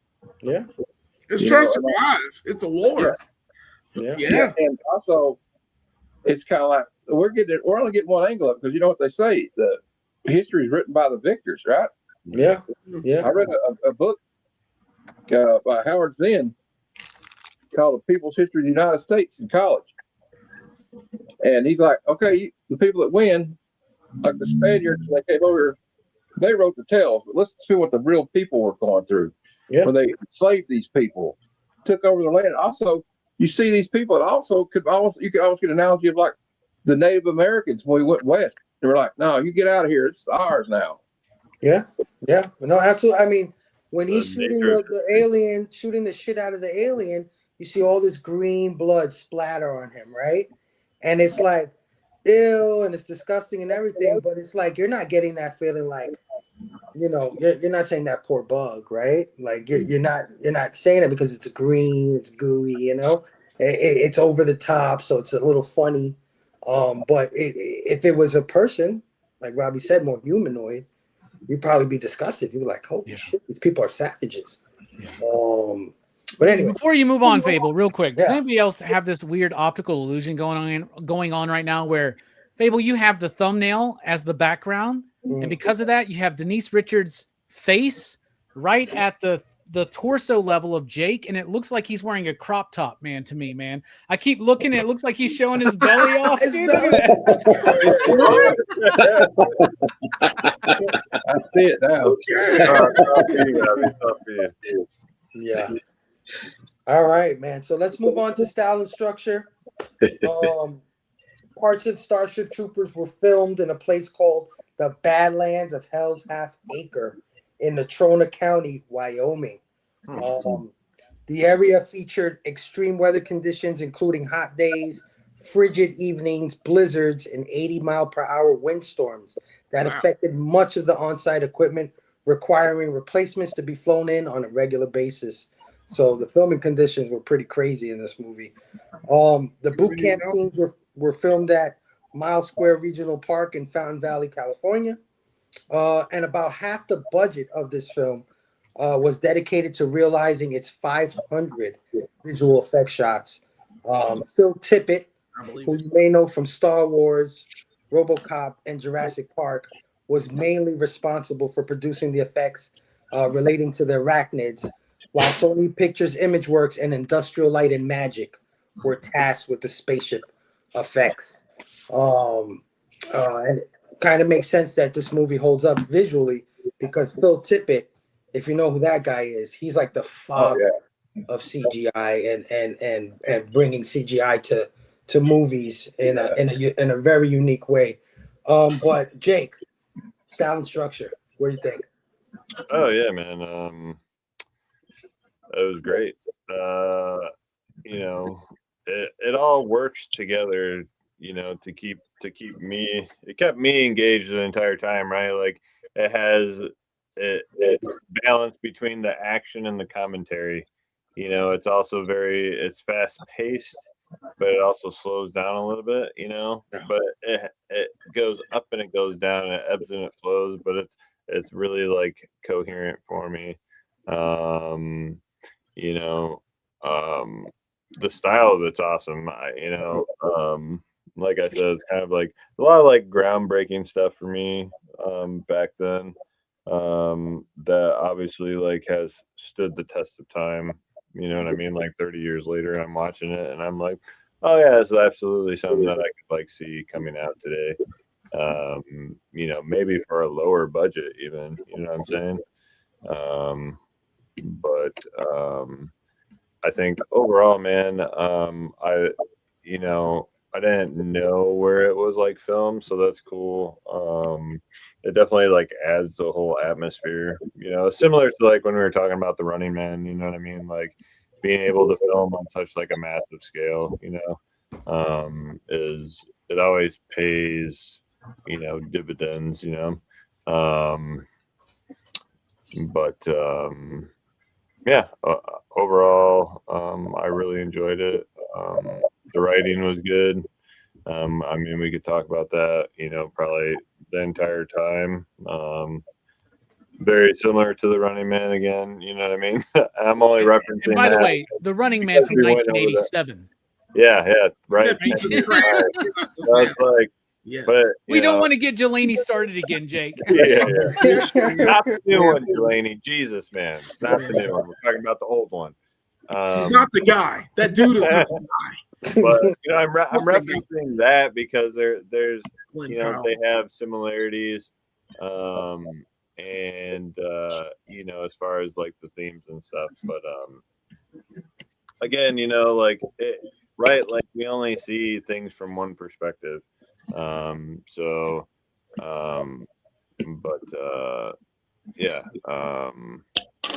Overall it was great, man. I a lot of it flowed, man. It flowed really well for me. So Oh yeah, dude. Jelani, style and structure, what do you think? And real quick, man, fucking Running Man, god damn it, stop remaking movies. Stop remaking movies. Stop getting properties. Hollywood, you stupid fuckers. I'm all for that too. I don't like. Stop getting stupid properties. Like, hey, we got this name. Let's make a fucking. That being movie. said, we do need to finally get a good Island of Dr. Moreau movie. No, I'm just I'm a big fan of the Marlon Brando one, man. I figured you would be, man. That's awesome. I love that movie. That movie scared the shit. I liked the Bela Lugosi one, man. One day, and I was like, "Oh fuck, man, this shit's scary." all I'm saying is Scary when you hear about the production of that movie. But yeah, style and structure. The style of this movie is fantastic. The fact that it's computer generated bugs and they look so real, it make it look really well done for 1997. So I understand the $100 million. It works. Only 4 years removed from Jurassic Park. And this is the weird part. We can't do that now, especially in the shitty ass Running Man. But like, oh my god, this movie, like, the sets are gorgeous, the outfits are gorgeous. They've done everything right, like, to make this a believable science fiction movie. And that's the best part about this film. It's so clean. Like, you look at it now and you're just like, yeah, they could do this here, but they can't do this now. Like, we have these people we have whole studios dedicated to making like VFX and practical effects. Yo, this has practical effects that look good. Yeah. You know what I'm saying? It's amazing. It's 97. It shouldn't be that. Honestly, at this time, it shouldn't be that hard. We just had Armageddon. You know what I'm saying? There's so many different things that you could do now. And I look at it now, and it's just like, what are they even trying to do? This place is not an effort. We get shit like the Running Man, but like, here it is. It's perfectly paced. Like I said before, it is one of those films where it gets in and out. It's like an hour and a half. It's not even. It's like it's 2 hours, dude. Really? It's over 2 hours. I can't tell. It feels like an hour and a half because, like, you're not even like looking at this film and like, wow, how much longer does this have? Because it tells its story so quick, so crisp, so well done, and it's a propaganda film. It's like a huge propaganda film, and it's shot that way, and it looks like they give people freedom to speak, but at the same time, it's under a controlled environment anyway. So they're gonna speak what has already been programmed into their heads. It's so good. I like the scene where the reporter, the reporter walks up and talks to all of them and all the people in the barracks. They're just jumping in because they're programmed to say what they're going to say. Yeah. Like Casper Van Dien, like we were talking about, he's tragic because he's drinking the Kool-Aid. He understands. He is the brown shirt that everyone wants to see. And it's crazy. He drinks the Kool-Aid and knows it tastes bad. It tastes bad, but he doesn't care. He doesn't care because he's there, and it's so worth it. Plus, you got to be a citizen, so you can be a citizen, so you can do stuff. You know, I don't know what happens in the other movies, but I'm pretty sure he's in them, and they're not good. but at the same time, like he's still drinking that Kool-Aid. Y'all just wait, man. Fable's first franchise review, Starship Troopers. No, Let's no, go. no. I considered it for about 2 seconds, and I was like, Let's not do that. Let's never do that. I don't think I've even seen them, bro. The other directors didn't get that it was a satire. They try to play it straight. They were playing straight, and they were like, they're not Paul Verhoeven, and they don't understand what's going on. That's why they suck. And I knew that going in, so I never watched the other ones. But it's paced well. It looks great. It's shot well. It hits its marks. It hits its marks perfectly. Paul Verhoeven is an actual genius, and we're not praising this man enough because of his prowess and knowing exactly what he wants, what story he wants to tell. nothing looks like a Paul Verhoeven film. He has a style all his own. And it works very well. I'm impressed. That's it. That's all I got to say. That's great, bro. Great. Robbie, style and structure. Loved it, man. Yeah, Robbie. Oh, Robbie. Yeah, my bad. He's doing the bit. Get the head of yourself, man. My bad, Robbie. My bad. Oh, he was doing it.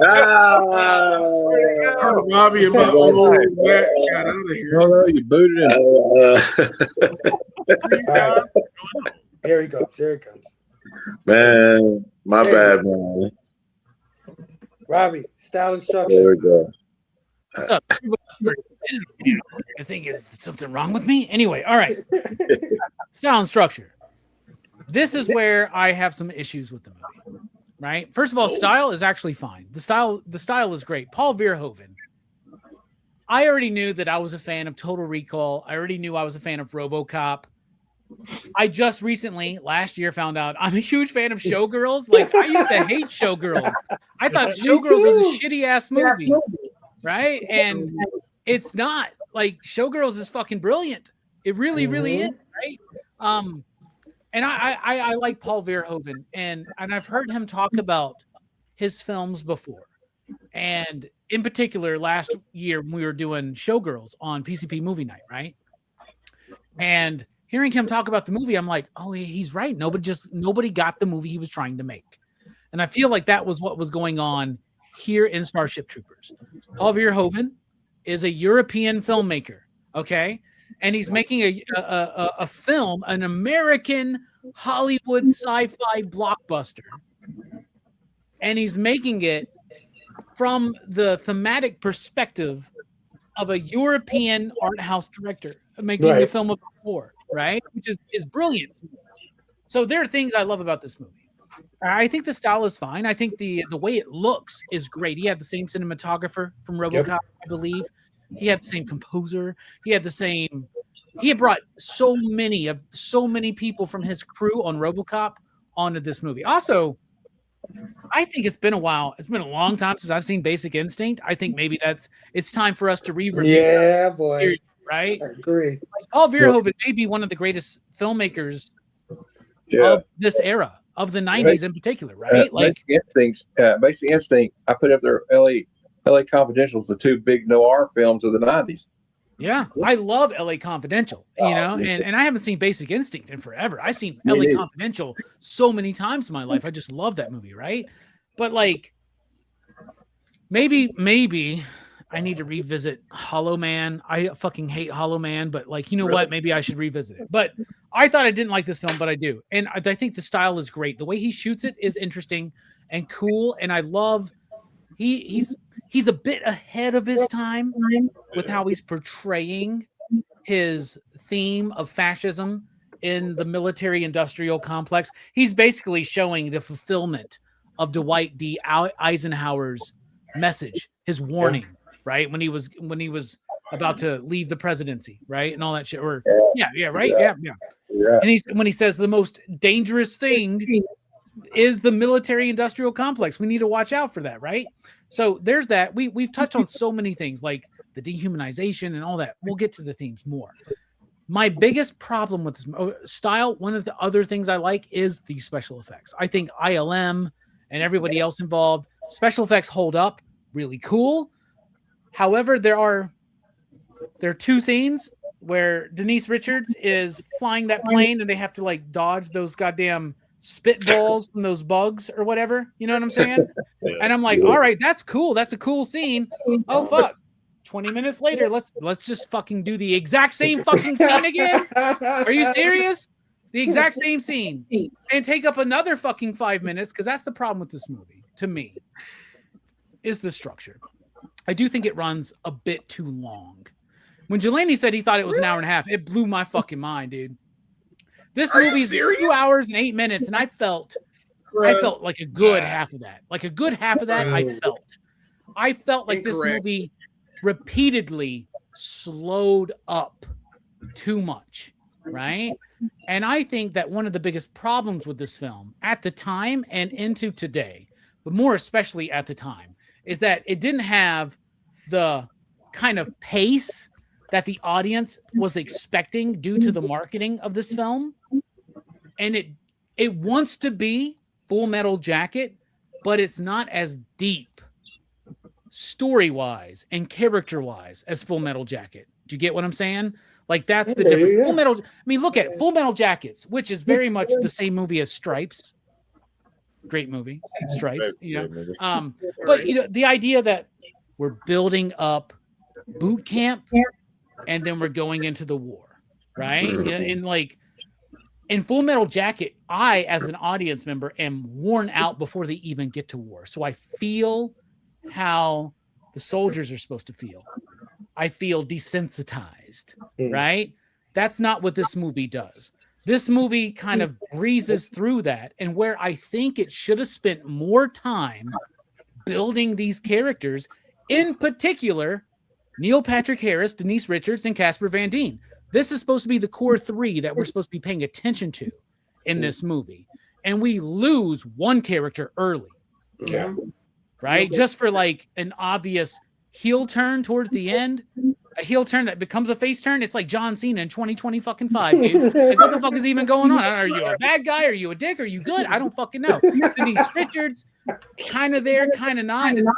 We don't really see what this movie wants to do. Is it wants to show us how this war has brought innocent children into its propaganda machine, grinded them up and spit them back up on 3 different levels. Yeah. Infantry, fleet, and higher ups, right? And it doesn't do that. It doesn't quite meet that promise. It doesn't do that because of the script. And I think that the thematic material doesn't come across sometimes because of that. We're not invested in these characters. So it's not Full Metal Jacket. It is maybe in structure, but not quite in impact, delivery, or execution, right? And I think that's where the movie falls a little bit flat, but I'm just talking about like a movie that could be one of the grand cinematic masterpieces of science fiction of the 90s, not working so much. Also, it was going up. We had just watched Independence Day, Men in Black. Yep. So it needed to lean into that. It needed to either A, be shorter and more like boom, boom, boom, boom, and then be the parody, or it needed to be what it is with its length and structure, but focus more on the characters. And I think that's where it kind of gets away from us. Oh yeah, dude. Yeah, I appreciate that. Definitely. I could see what you're saying for sure, 100%. Especially with the 3 character arcs. We do lose Neil Patrick Harris for a good chunk of this movie, and he's fantastic. So I would have definitely loved to see a little more of his turn to the dark side. If this movie is 2+ hours, we got time to do that, man. You know? Yeah, no, I hear you. Oh, Matt, style structure. I kind of see this movie more like I do see what he means by Full Metal Jacket, but also I mentioned her name earlier. She's not a very good person, but I get this Lenny Reeven style vibe off this movie. Like, I'm doing my part, and like these people are just hollow, empty people. I think that's why he wanted young actors. They kind of just go over the top. They don't have to be like. I mean, I don't know. I don't really think we have any humanity. I think they might lose more humanity along the way, but they've already been preconditioned to think yeah, we got to kill these bugs. We got to do this. We got to serve our planet or whatever. I don't know. Like I felt like more like because if they wanted to go that direction, because we kind of see Matthew Modine in Full Metal Jacket kind of loses the innocence a little bit more and more the further he goes along. A little bit in boot camp. A little And bit that's more what they're trying to do. Yeah, I don't know. Right? Yeah, they may be trying to. I think more they're just trying to like I said at the end of it, it's just like I'm watching and like let's not get it twisted, y'all. The United States military had propaganda films too. Oh yeah, true. So like that's the only vibe I get from the movie the whole way out is like this is just like we're watching propaganda for this federated planet government, and like I even think that Sky Marks when they said he had to step down because he screwed up. I think they took him in a room with a gun and said, "All right, just save us some paperwork," because that's what Stalin would do. And they kind of do that in. Sorry, I keep going back to Andor because I just watched it. It's fucking brilliant. They leave over there, and he's like, "I'll be there in a minute." He pulls out that blaster and takes himself out. I'm gonna have to do a deep dive on that on my channel, by the way. But anyway, but yeah, I can see what Robbie's saying though, because maybe they were trying that and didn't do it, but I felt like more like the director. He's just doing some straight satire here, y'all. Like RoboCop, I think that kind of went over people's heads a little bit too, because it's just straight satire. It's talking about these corporations having too much control over things. Look at the way RoboCop handles the seriousness of the character versus the ridiculousness of some of that those satirical elements. Yeah. And like, I'm not saying that Verhoeven is going for this character arc and showing us this, but he is trying to do the satirical thing while also making us realize, like, and it loses the audience. And I do think a lot of that is the filmmaker's fault in this particular movie. And we all take from film what we take from film, but RoboCop, look at how it handles the seriousness of Murphy's character, right? And the ridiculousness of everything else. It's very obvious, even to me as a 7-year-old, like what they're doing. The thing about RoboCop, like you're saying, is that your heart, all this silly shit going on, but your heart breaks for Murphy the whole time. Yeah. Because like, look at all the things he's lost, and they've turned him into this machine. But I think the silly shit is sort of okay. It's not realistic, but it kind of is realistic in a lot of ways because we live in a silly fucking world ourselves. Yeah. And if you see a lot of the shit that happens now, you'd be like, no way. No way that happened. We're like, I could see somebody do something on video. If somebody voted for that person, they'll be like, well, no, he didn't mean it that way, or no, that's CGI, or no, that's AI. They wouldn't say that. No, you misquoted them out of context. They didn't say that. And I think a lot of what he does is that, like, he puts everything that can really happen on fucking blast. Like, he turns up the fucking volume on everything, whether it's tits, whether it's the violence. He puts it in Technicolor, like the whole way. I think his movies seem more outlandish and outrageous than they actually are. Right? Like when I said, like, does anybody remember more nudity and violence in this movie?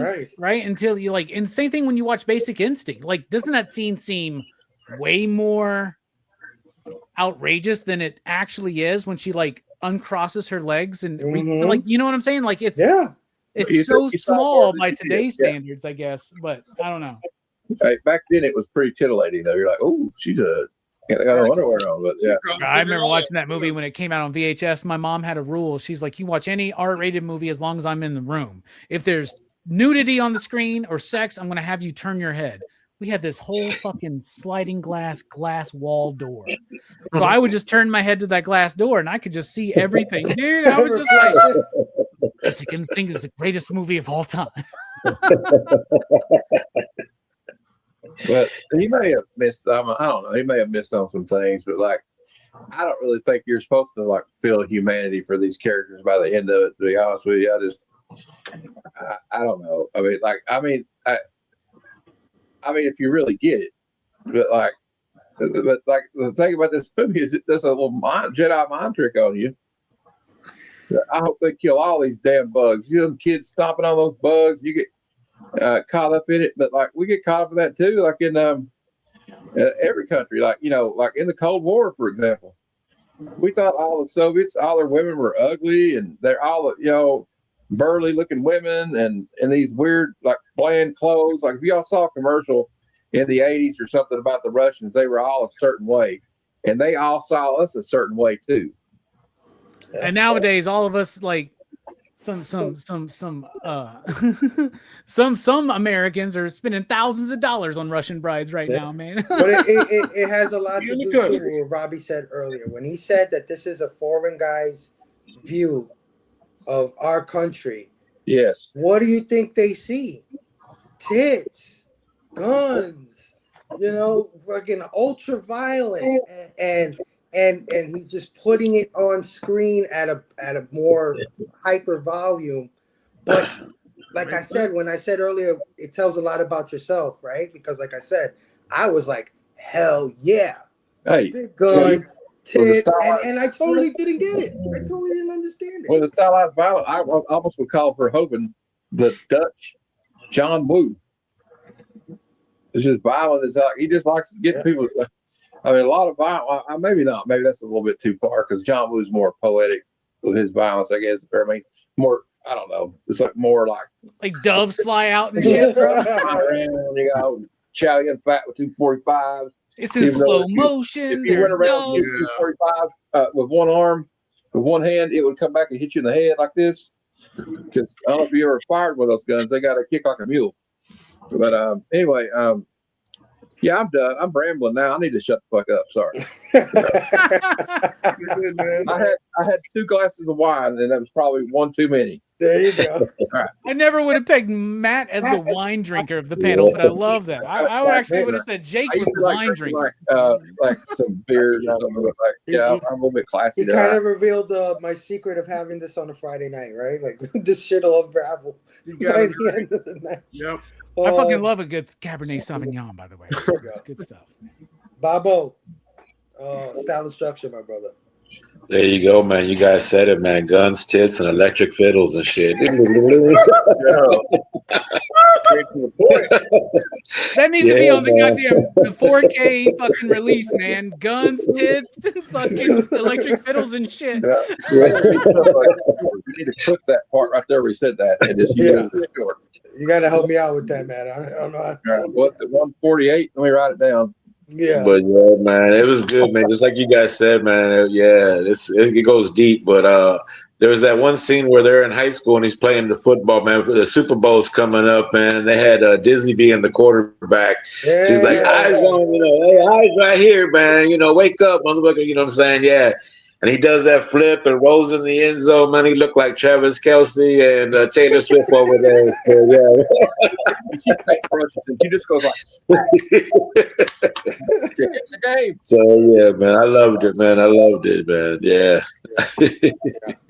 We're so hardcore in the future. We stopped wearing helmets during football, by the way. Yeah.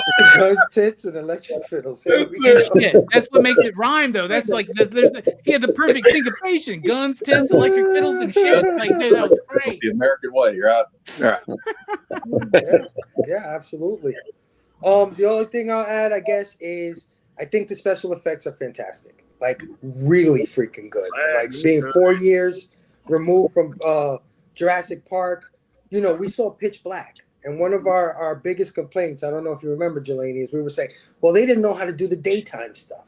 Yeah. So it looks cooler at night. They had, not this movie. This movie's bold, big, bright. The sun is out.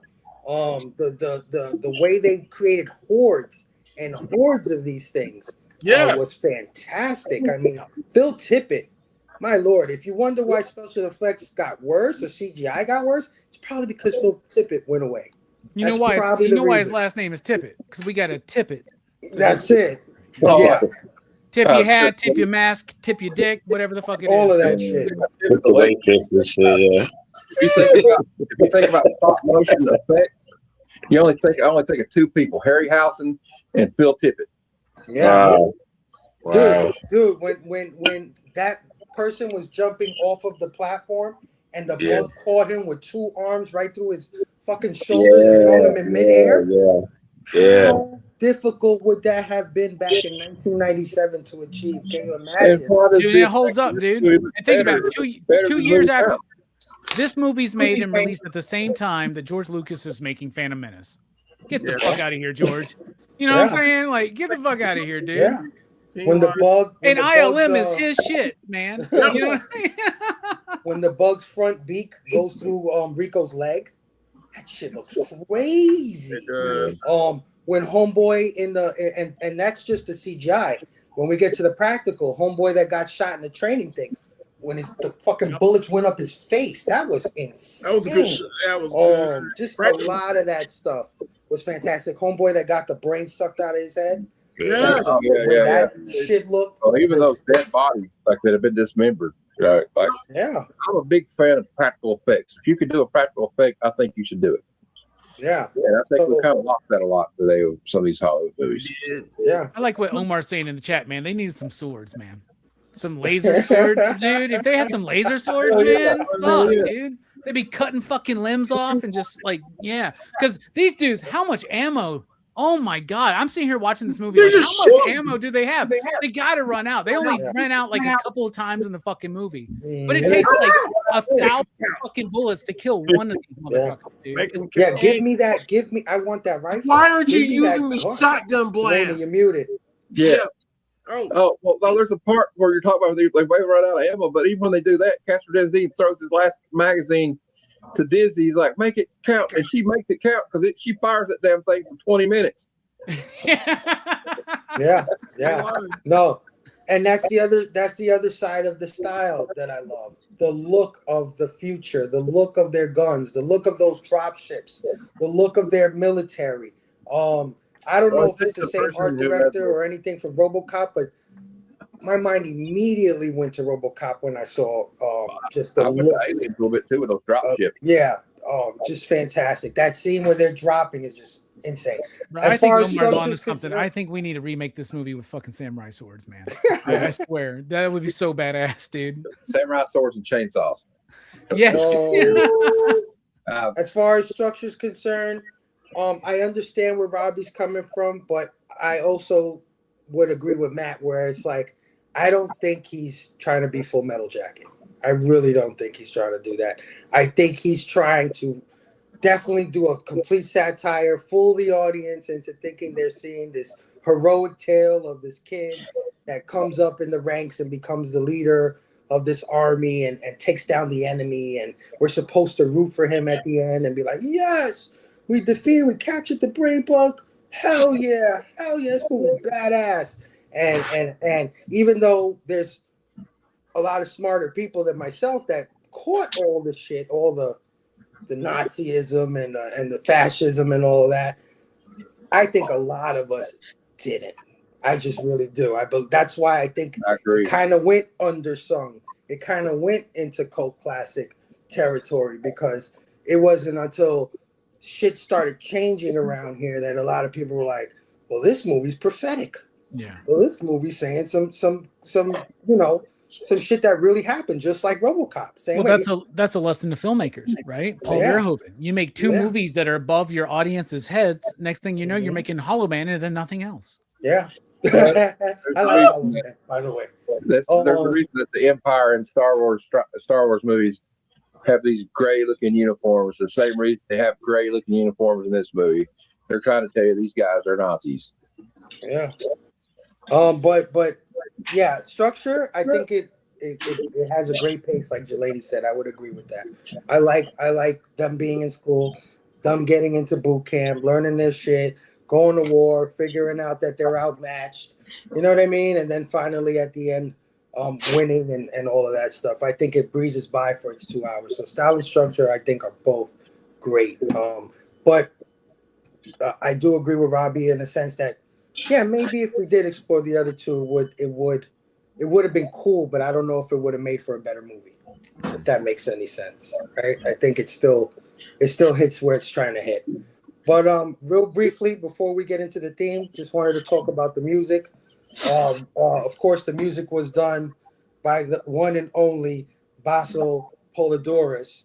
that if you don't know his filmography, he's a composer of Conan the Barbarian and Conan the Destroyer, as well as Red Dawn, Iron Eagle, RoboCop, The Hunt for Red October, and a weird one, Free Willy.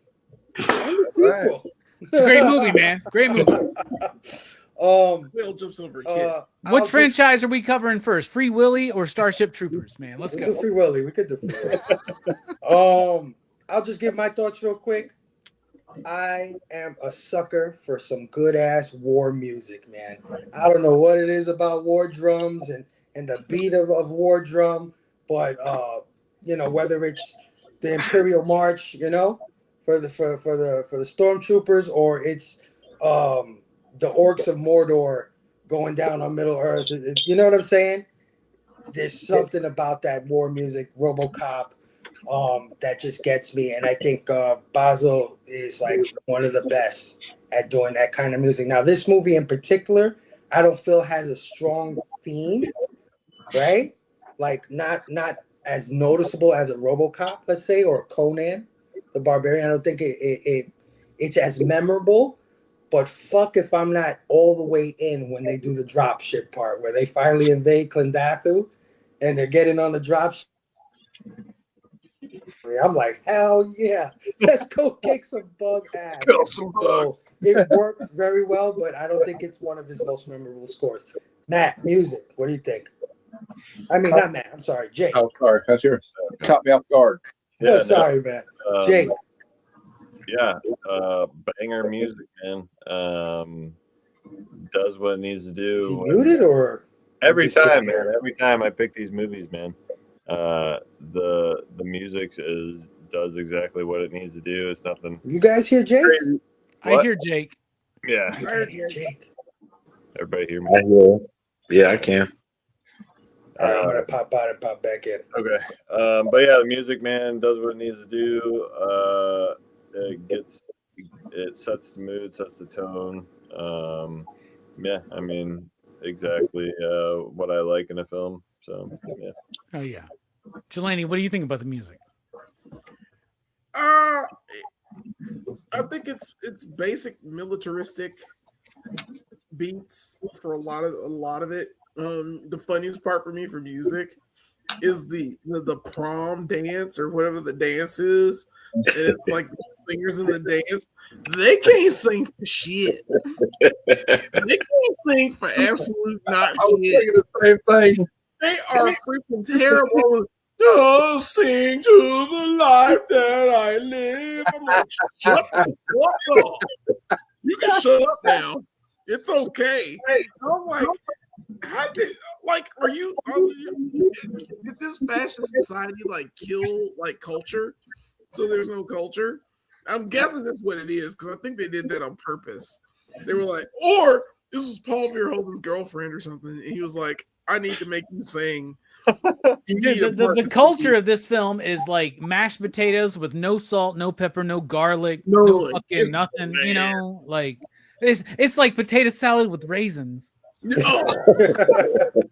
Carrot. Yes. It's trash, man. Well, like, so there's that. It's the standout stuff of that. But it's to me, it's just generic war drum music. And I love Conan. Da, da, da, da. I love Conan the Destroyer. I love all these films, and especially Free Willy. Whale jumps over the kid. It's like a touching me. So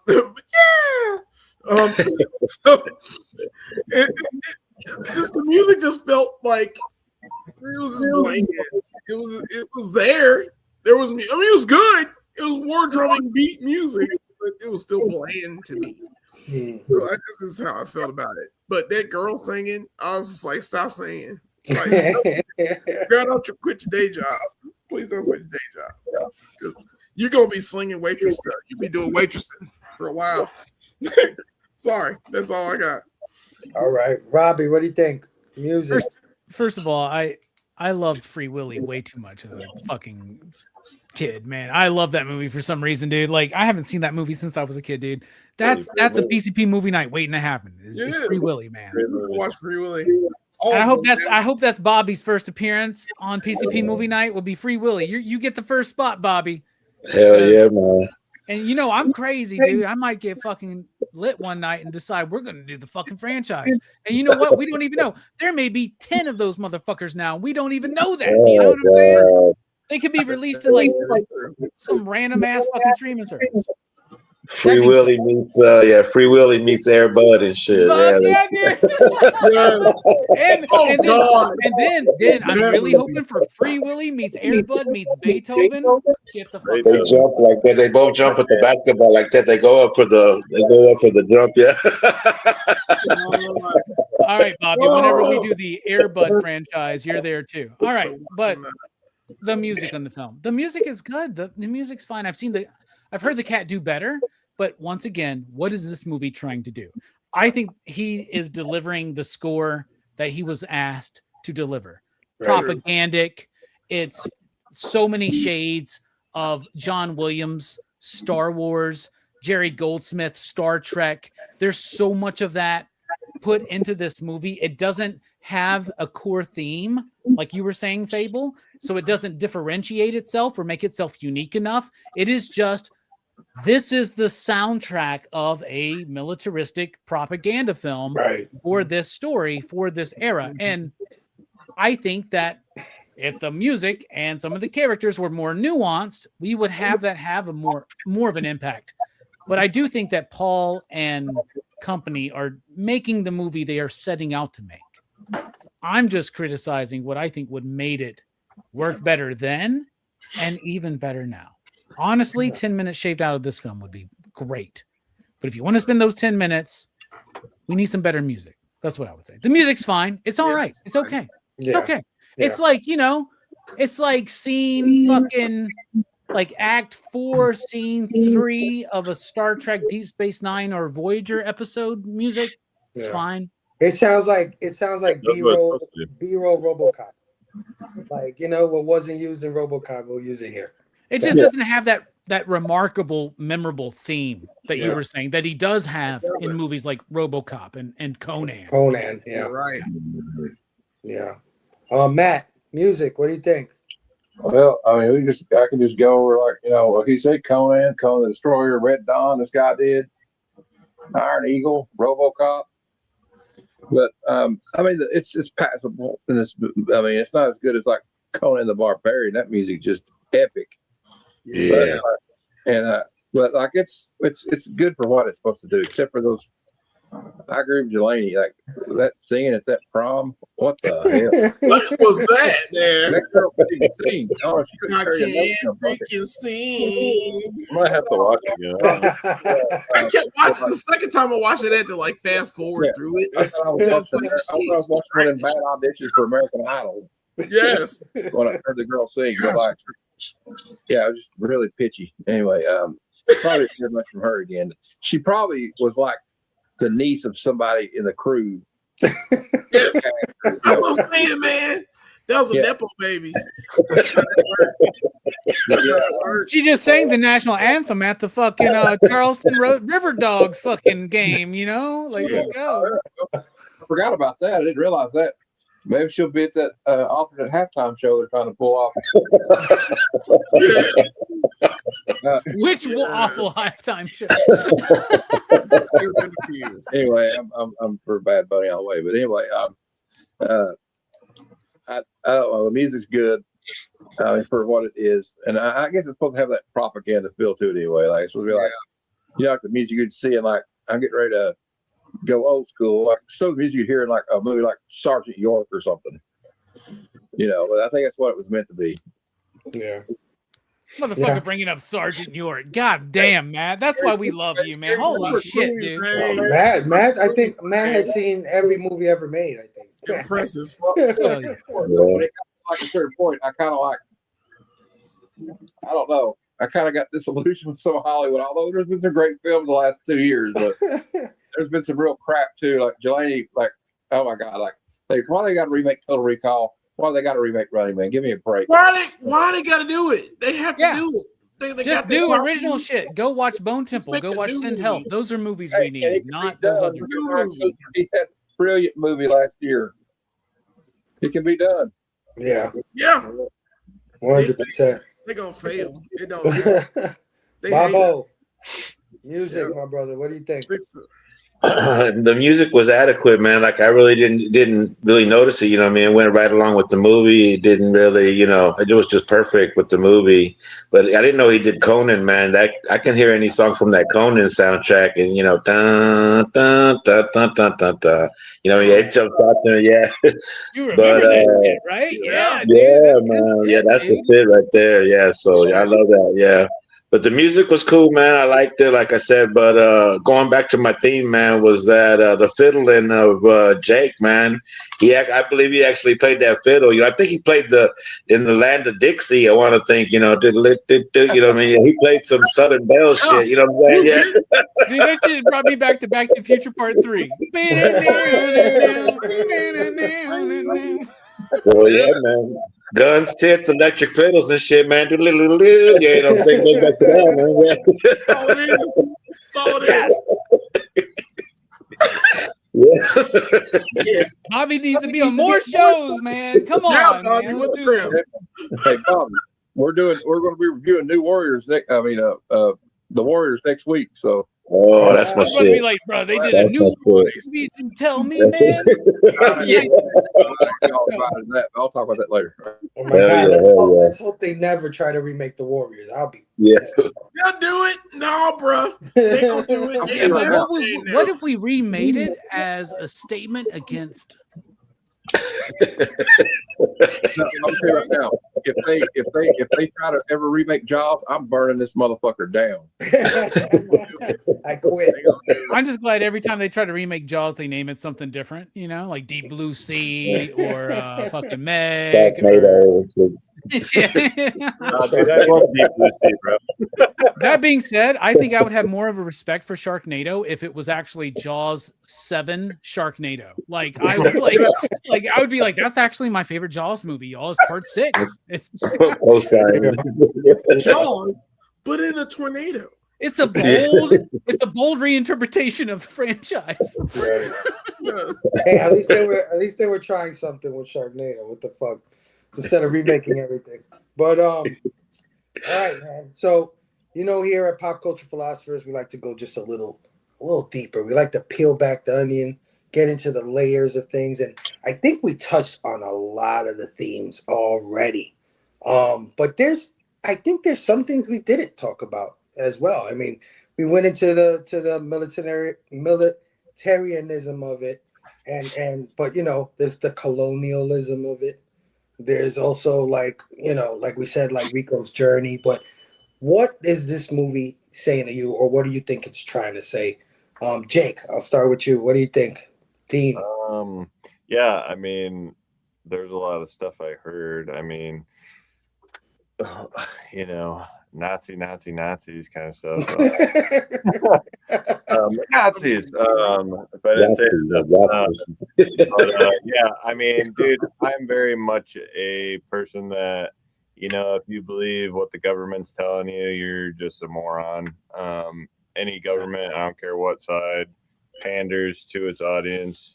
With propaganda, there's propaganda. Oh my God, it's just like, and then like you guys were saying earlier, it's just like, or I think Matt was saying, with like, I got, get on like TikTok or some other shit. It's like, when did the news stop becoming the news? You know what I mean? Right.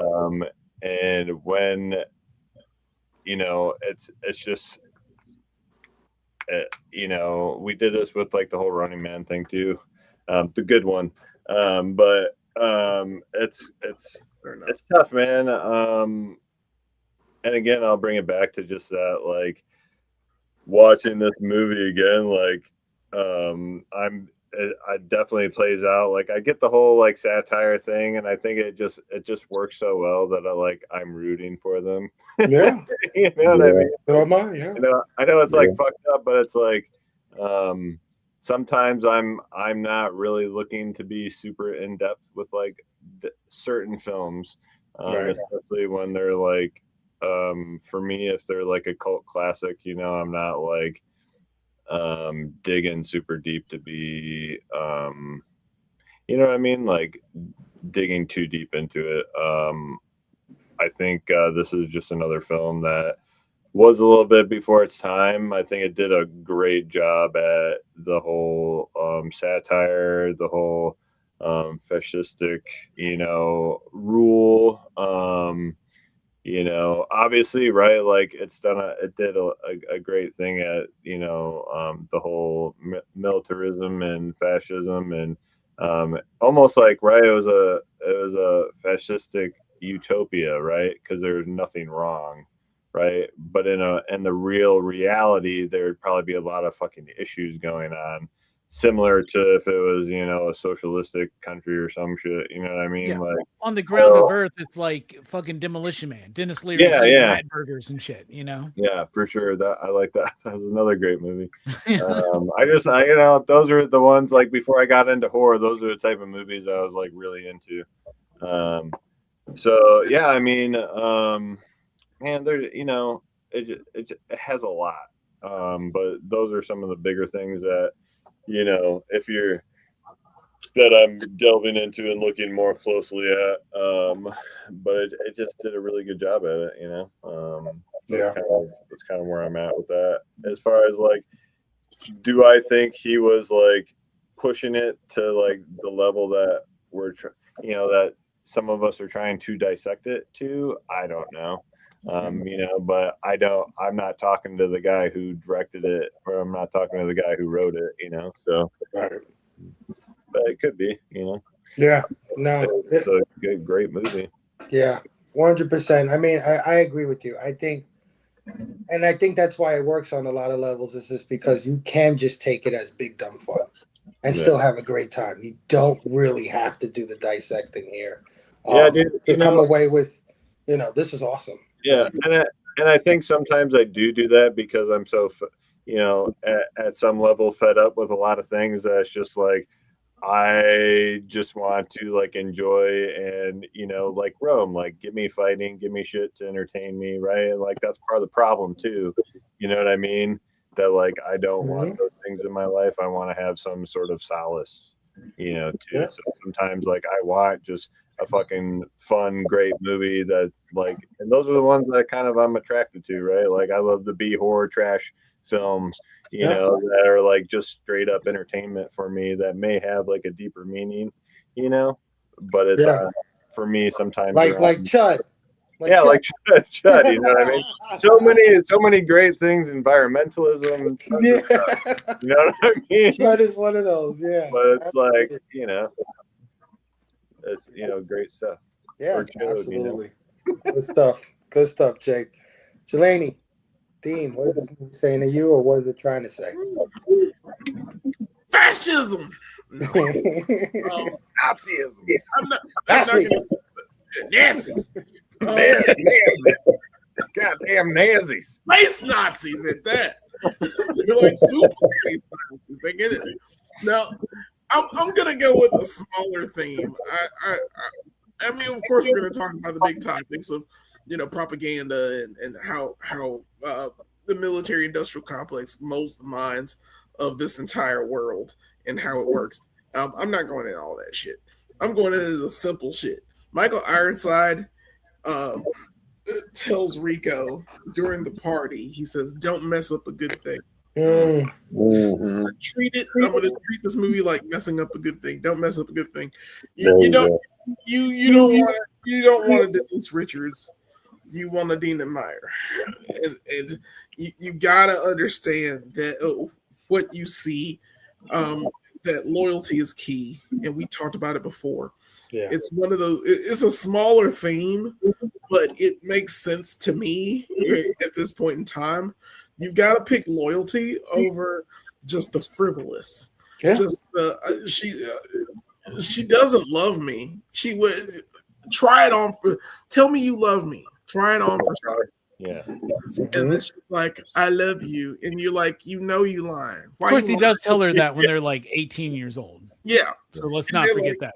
It's true. Yeah. It's puppy love. She might come off as a bitch, but she might be really honest. She be doing the same thing to Dizzy though. She said, "I love you," and he didn't say it. You, and he didn't say it back. He did say it back. And he was that like, is the point. Always be down with the one who's down for you, not just the one who's down, though. Yeah, she down. So you got to be down. And I'm like, all right, I can work with down. And Dizzy looks good. And she look real good. She can get so it. if you find someone who's down and looks good, bro, that's where you go. Get it. I'm sorry. So yeah, that's what I get from this movie. It's a special film, but it's about fascism and Nazis and how the military-industrial complex can mold our minds and tell us whatever we need to tell us to fight bugs from another star system because things and such and asteroids. Asteroids. Rocket Robbie. Dean. First of all, I want to announce something new I'm doing is every movie review, I'm going to be smoking marijuana, cannabis, and this is a straw nana, indica, forward hybrid. Okay, so there you go. Let me try it real quick. Oops. Just as good as it was. Here, pass over to me real quick. There you go. All right. I love what Jake said, and you elaborated on Fable about the layers of the film, how it does work on a level where if you want to dive deeper, but like great films should do, it also works as a popcorn film. Yeah. You just want to fucking have some popcorn, have some friends over, smoke some fucking straw nana, drink some whatever the fuck Jelani's drinking up there, like, and have a good time. It's called Ramrod, bro. It's called Ramrod. If you want a ramrod and some straw nana and just have a good time with your homies, this is a movie to do it with, right? It works on those levels. I do think that the director is trying to give us a look at. I think he's delivering a warning. The warning is the warning of fascism. You know what I'm saying? All that shit. There's that and like the propaganda of it. And I think that something that's very clever about the movie is that it's trying to lull you in, right, to that through the propagandistic nature of the film. Is propagandistic a word? I don't fucking know. But you understood what I was saying there, right? Yeah. So like, I think that it's trying to pull us into this world and make us root for them, feel bad for them, and then at the end kind of have almost an empty feeling. Yes. There is no resolution to the love story. There is no resolution to Doogie Howser's fucking calling out Casper Van Dien at the beginning of the movie being like, you're stupid as fuck, everybody pay attention. He's stupid as fuck. You know what I'm saying? There is no comeuppance. There's no comeuppance for anybody in this film, right? And there's a tragic nature to this film that I think the director, Paul Verhoeven, I think the writer, I think what they're trying to do with this film as an adaptation for its time, I think what they were trying to do, they hit. I think that it falls a little bit short because I think it would hit better if we cared more and really saw the tragedy of what's happening to Casper's character right within the propaganda. Like, I'm not saying that we need to give as much time to the other two characters of Denise Richards and Neil Patrick Harris, right? I'm just saying that like we need to see more of like I think it should have went. It could have gone a little bit further. Would have hit more. Would it be more of a everlasting, resonant film? But I think it's solid, and I think it's hitting on those layers really cool. And also, during tonight, I drew this picture of a little bug. So there you go. There you go. Yo, send that to me. I want it. Claim.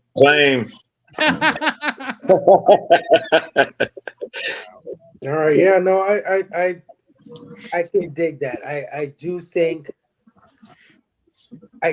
it's too subtle because, like I said, it went over my head. I was rooting for Rico, even at the end of the movie when he's like, "Come on, you want to live forever." You know, Rico's Roughneck. And I'm like, yeah, boy, let's go, right? But not really realizing he fell for it, man. He drank the Kool-Aid. He's totally dark side now. Like, There's no coming back. Well, what other choice does he have, though, right? Once he picks that, what other choice does he have? Well, that's where I'm going to get to my thing, but let's get to Matt's first. Matt, theme, what is it saying, or what's it saying to you? Well, I have a theory about this movie. The entire film is supposed to be an audience watching a propaganda film about how the war started and where it's going and where they're at now.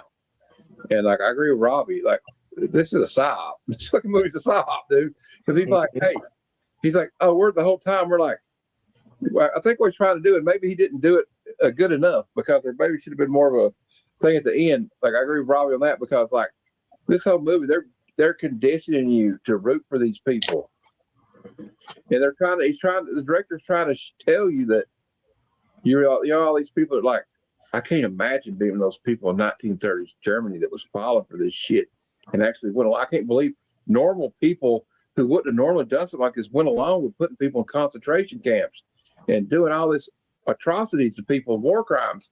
Yeah. No, it's pretty easy to get caught up in that. And this movie's a good example of that, because everybody watching it. Hey, Fable, you're not the only one. The first time I saw it, I fell for it too. Yeah. So like, it's like you got to be careful. It's a slippery slope, because Leo's right. He wraps it in all the shit that we would find cool, right? He wraps it in, like you said, beautiful women, big old guns, brother. Yeah, he wraps it in that wrapper, like RoboCop. I always found it so fucking cool that his gun came out of his leg. He's horrible. I don't know about you, but right, dude, you're making me rethink. Like even in the way that like he loses Denise Richards, hooks up with Dizzy, then Dizzy dies tragically. But by the end, him and Denise Richards are like still homie. Like even that is kind of like a story being told to the audience in a way, right? Like, that's and if you think about it, the whole thing, like everything, when he's in boot camp, even before that, like they look down on him because he's a dumbass that can't pass a math test, and like even his best buddy looks down on him, kind of looks down his nose at him if you kind of look back at it and watch the movie again. But it's also only strong survive. We're just gonna leave the weak behind. Like even the guy's like, if you can't hack it, you're gone. Like he says, if like he tells Rico, I want you to do the same for me if I die. That's what Michael Ironside says. And just to kill somebody, he could have. I mean, they might have been able to save him. I don't know. I mean, it was only a flesh wound, to quote the Black Man. But lose both your legs, sure. But like, they're just trying to, and it's just, I don't know if I've lost the thread here. What I was trying to say was like the dehumanization of that. Like only the strong survive. That guy was a dumbass because he took his helmet off, got himself killed, and then they, you know what I'm saying? Like, but like, I don't know if it makes sense what I'm saying, but like, all this. Okay, dude, go for it. I don't know. I just think it's maybe it could have been better. Does it have flaws? Yes, but I think that's the overall. I mean, we all know this is like Jelani said. It's fucking Nazis, man. Oh yeah, Matt. Babo, theme. What's it saying? What do you think it's saying? To me, man, like I said, I was always, it was like it was a popcorn movie, man. It's even a kid cartoon. You know what I'm saying? Yeah, there was, that. And but listening to you guys tonight, I can see where it's tying into like shit that's going on right now in these present times. You know what I'm saying? Yeah, the characters there, they go to the planet and they do a regime change. They take the brain bug and they take him out of the other. It's still they made like a deal to get the oil or precious jewels out of something's down there that they wanted. You know what I'm saying? Yeah. Yep. Yeah.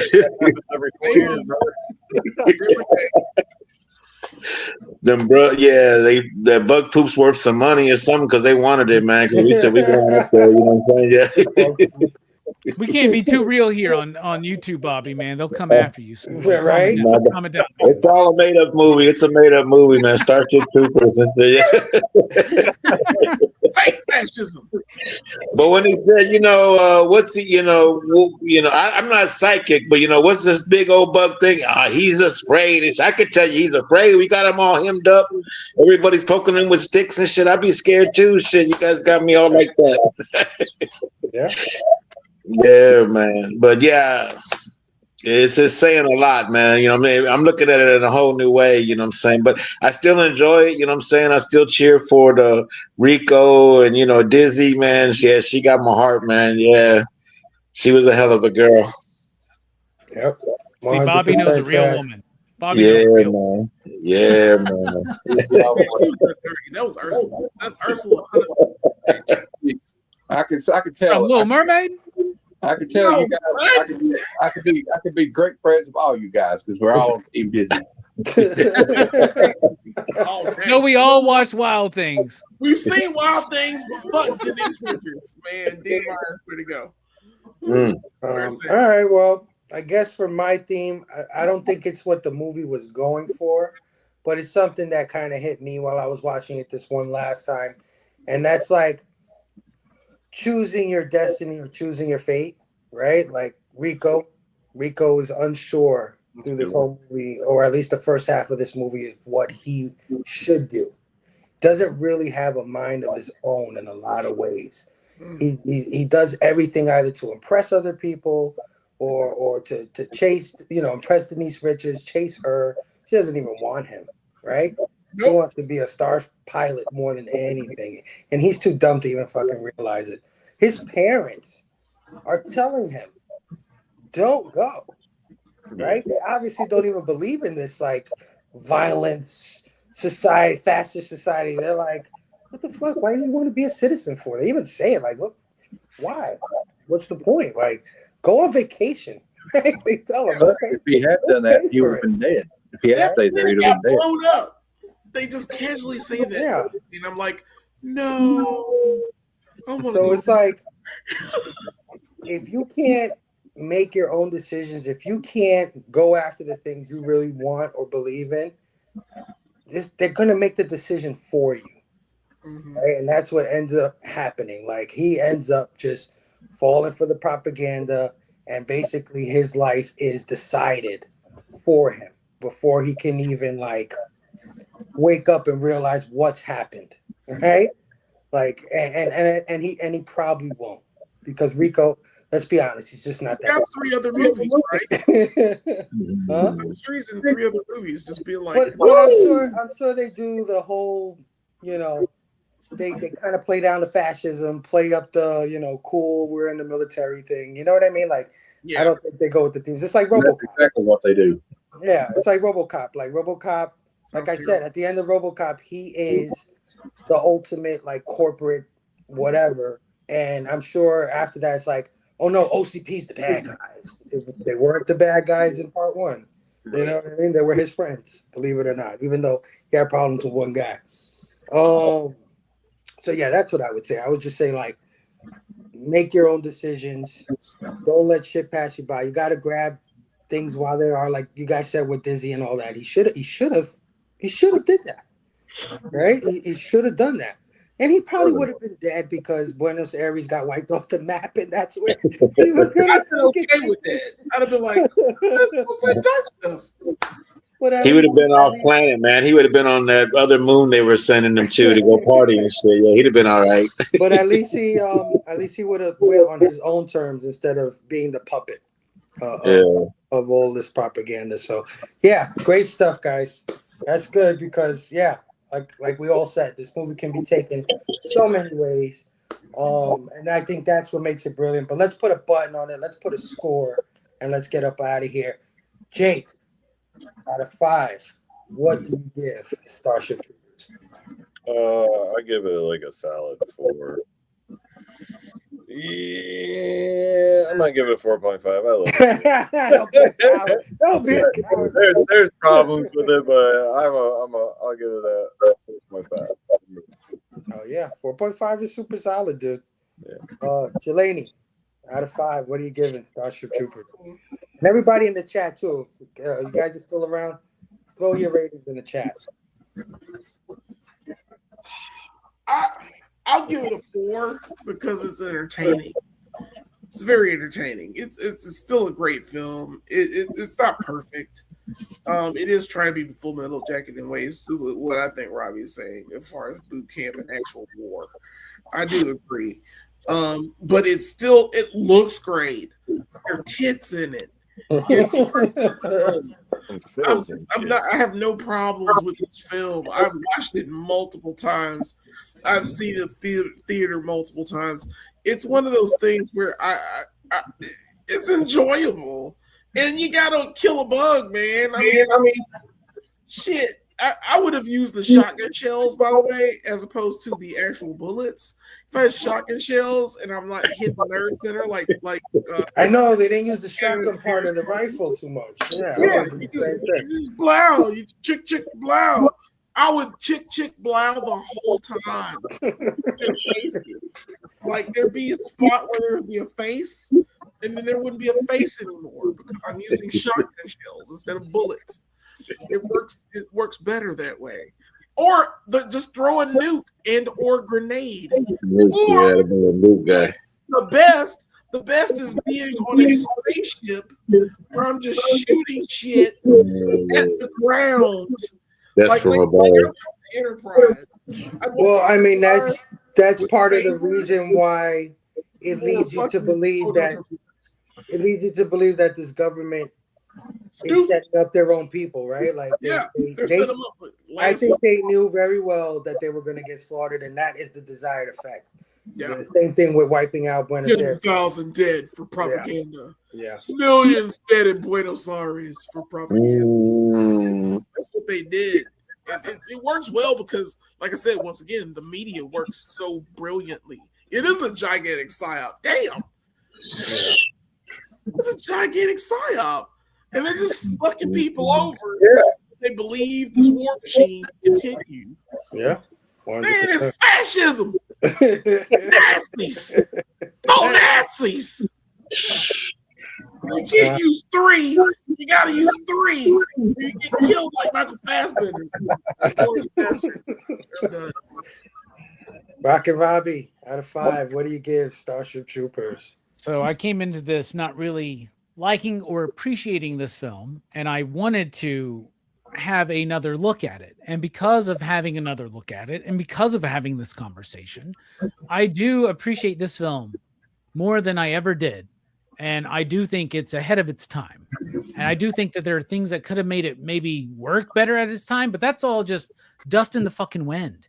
Who knows if my ideas in 1997, from now, by the way, my ideas in 1997 when I'm 16, they would have sucked, by the way, whatever the fuck they were. I don't know what my ideas were. I would have been like, let's put Madonna and Oasis in the fucking thing. That would be good, right? Like, that'd be good. Terminator's in there. Fuck it, let's go, man. Like, and the chick from Species, like, fucking puts her tongue through another dude's neck or something. But anyway, this conversation is really like, and just thinking about this film and revisiting it. Like, I really appreciate this film for what it is. I think it could have worked better then, but who knows? I think it could work better today if things were different. I like it overall. I agree with most of what everybody has said. I only have it on VHS, and it may be something that I might want to pick up on Blu-ray at some point because I would like to see it again at some point in my life. I liked it 4 out of 5. How about that? Oh yeah. I'm glad that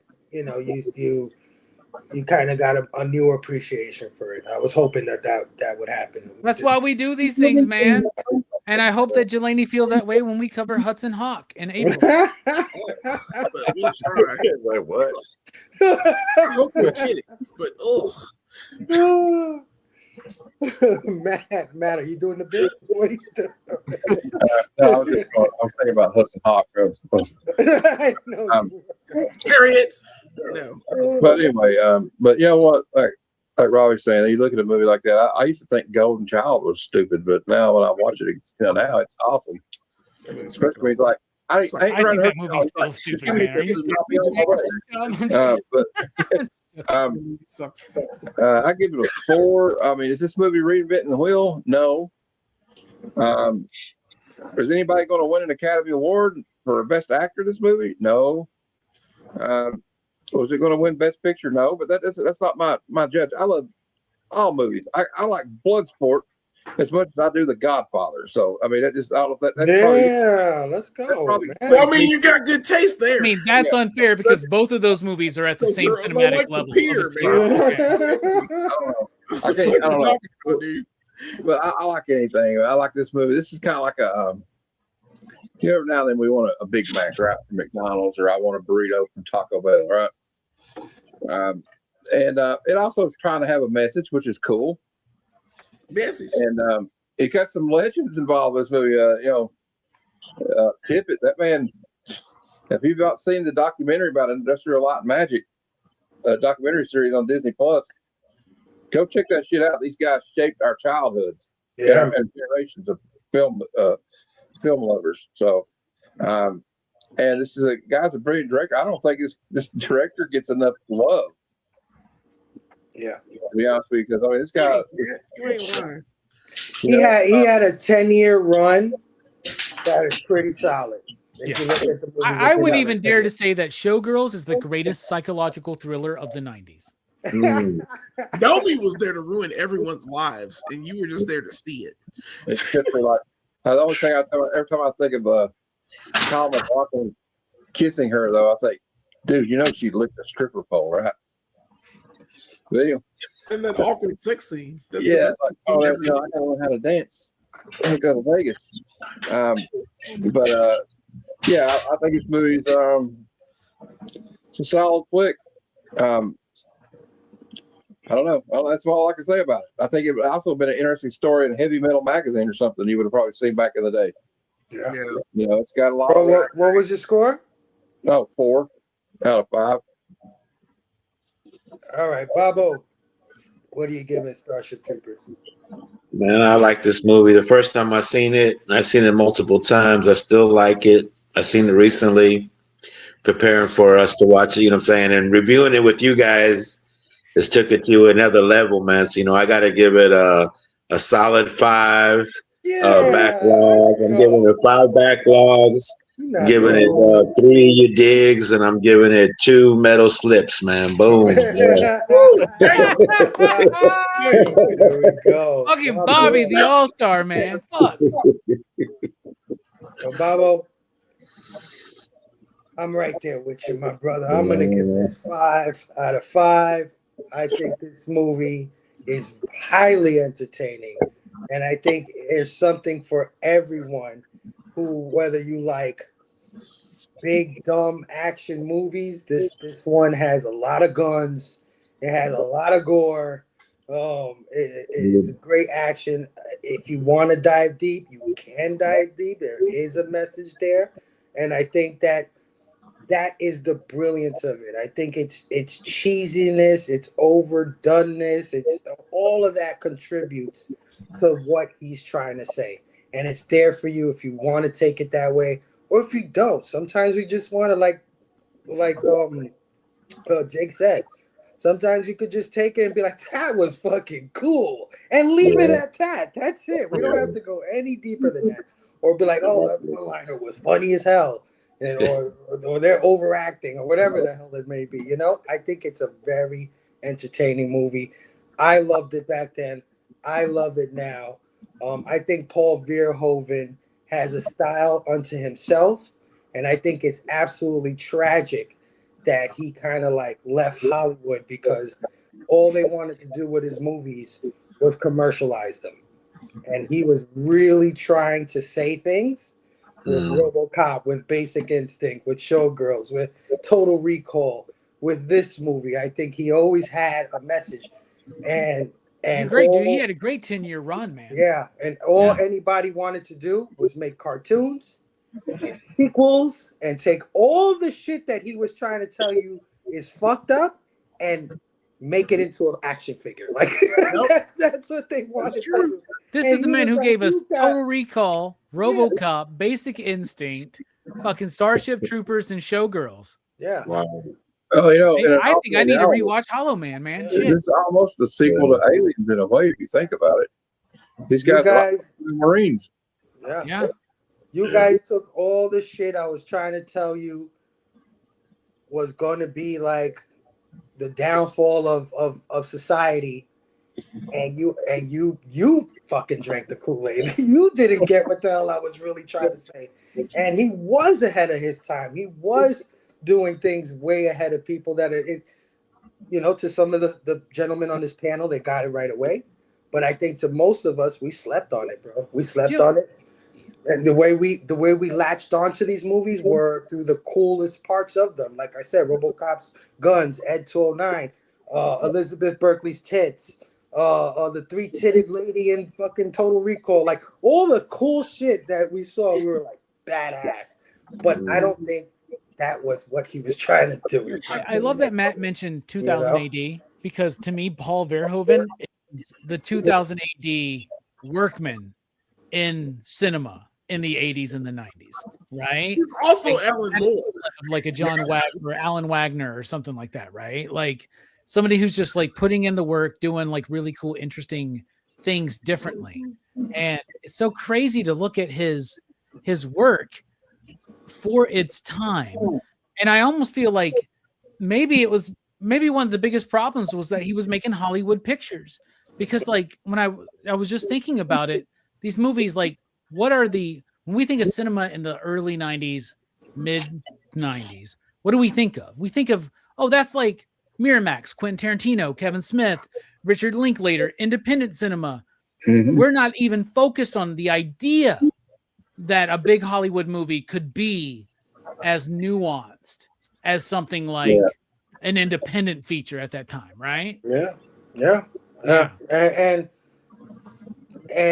I love that he got to tell these stories or try to put these messages in science fiction, right? Like I was saying earlier, one of the greatest genres, I think, in my opinion, where you have the opportunity to tell a story that can't be told any other way, right? Like you have an opportunity to take the human condition and put it in this theoretical like scenario. What if you travel back in time? What if you went forward in time? What if you met yourself when you know what I mean? Just a bunch of shit. What if you met aliens? What would happen here? Like, I love the stories you can tell, and I think he made 3 of my favorite science fiction movies in RoboCop, in Total Recall, and in Starship Troopers. And I stand by that. I think this movie is a 5. I think it is a classic, 100%.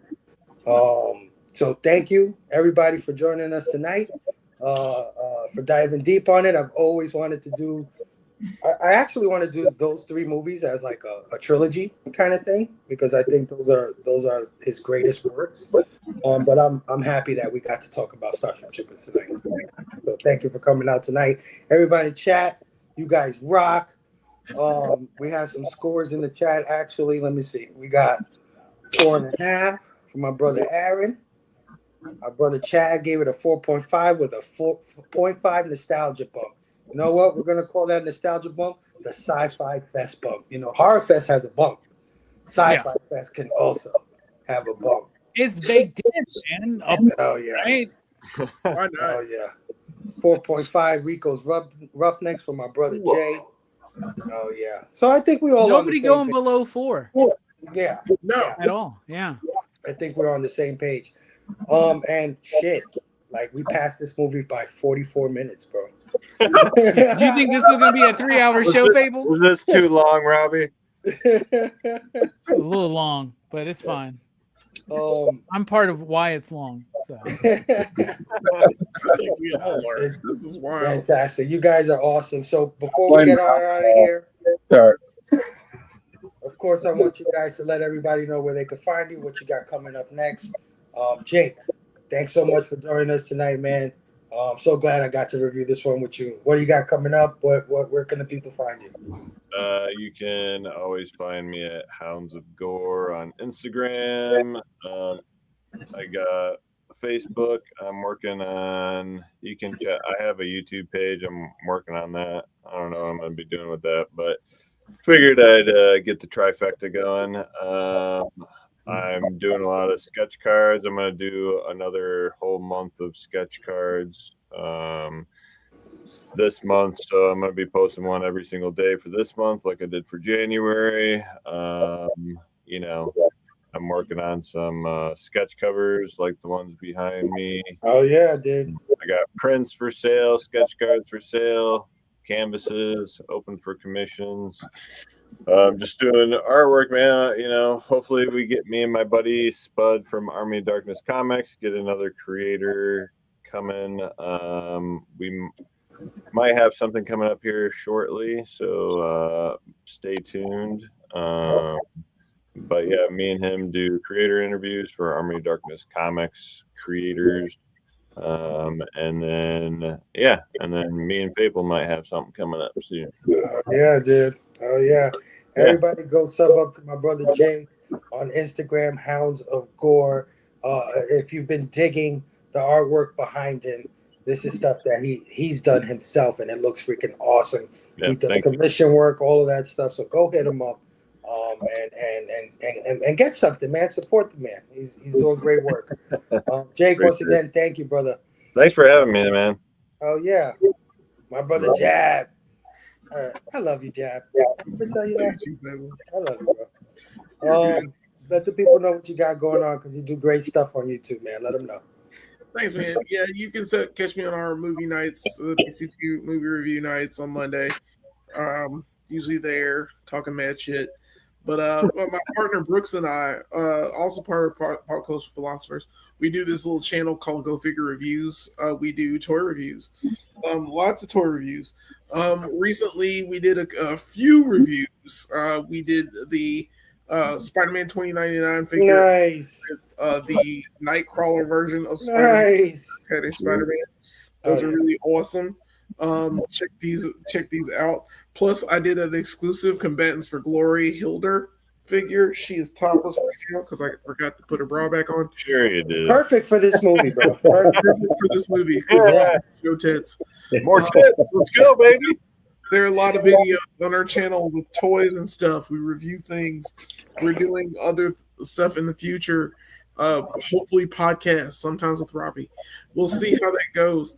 And eventually that will kick in. And so this is our year to shine. We're almost 2,000 subscribers. So yeah, dude. Keep doing it. Thanks so much for watching. And of course, follow us. Go Figure Reviews. Yeah, definitely go follow Go Figure Reviews. Again, doing great stuff on the figgies.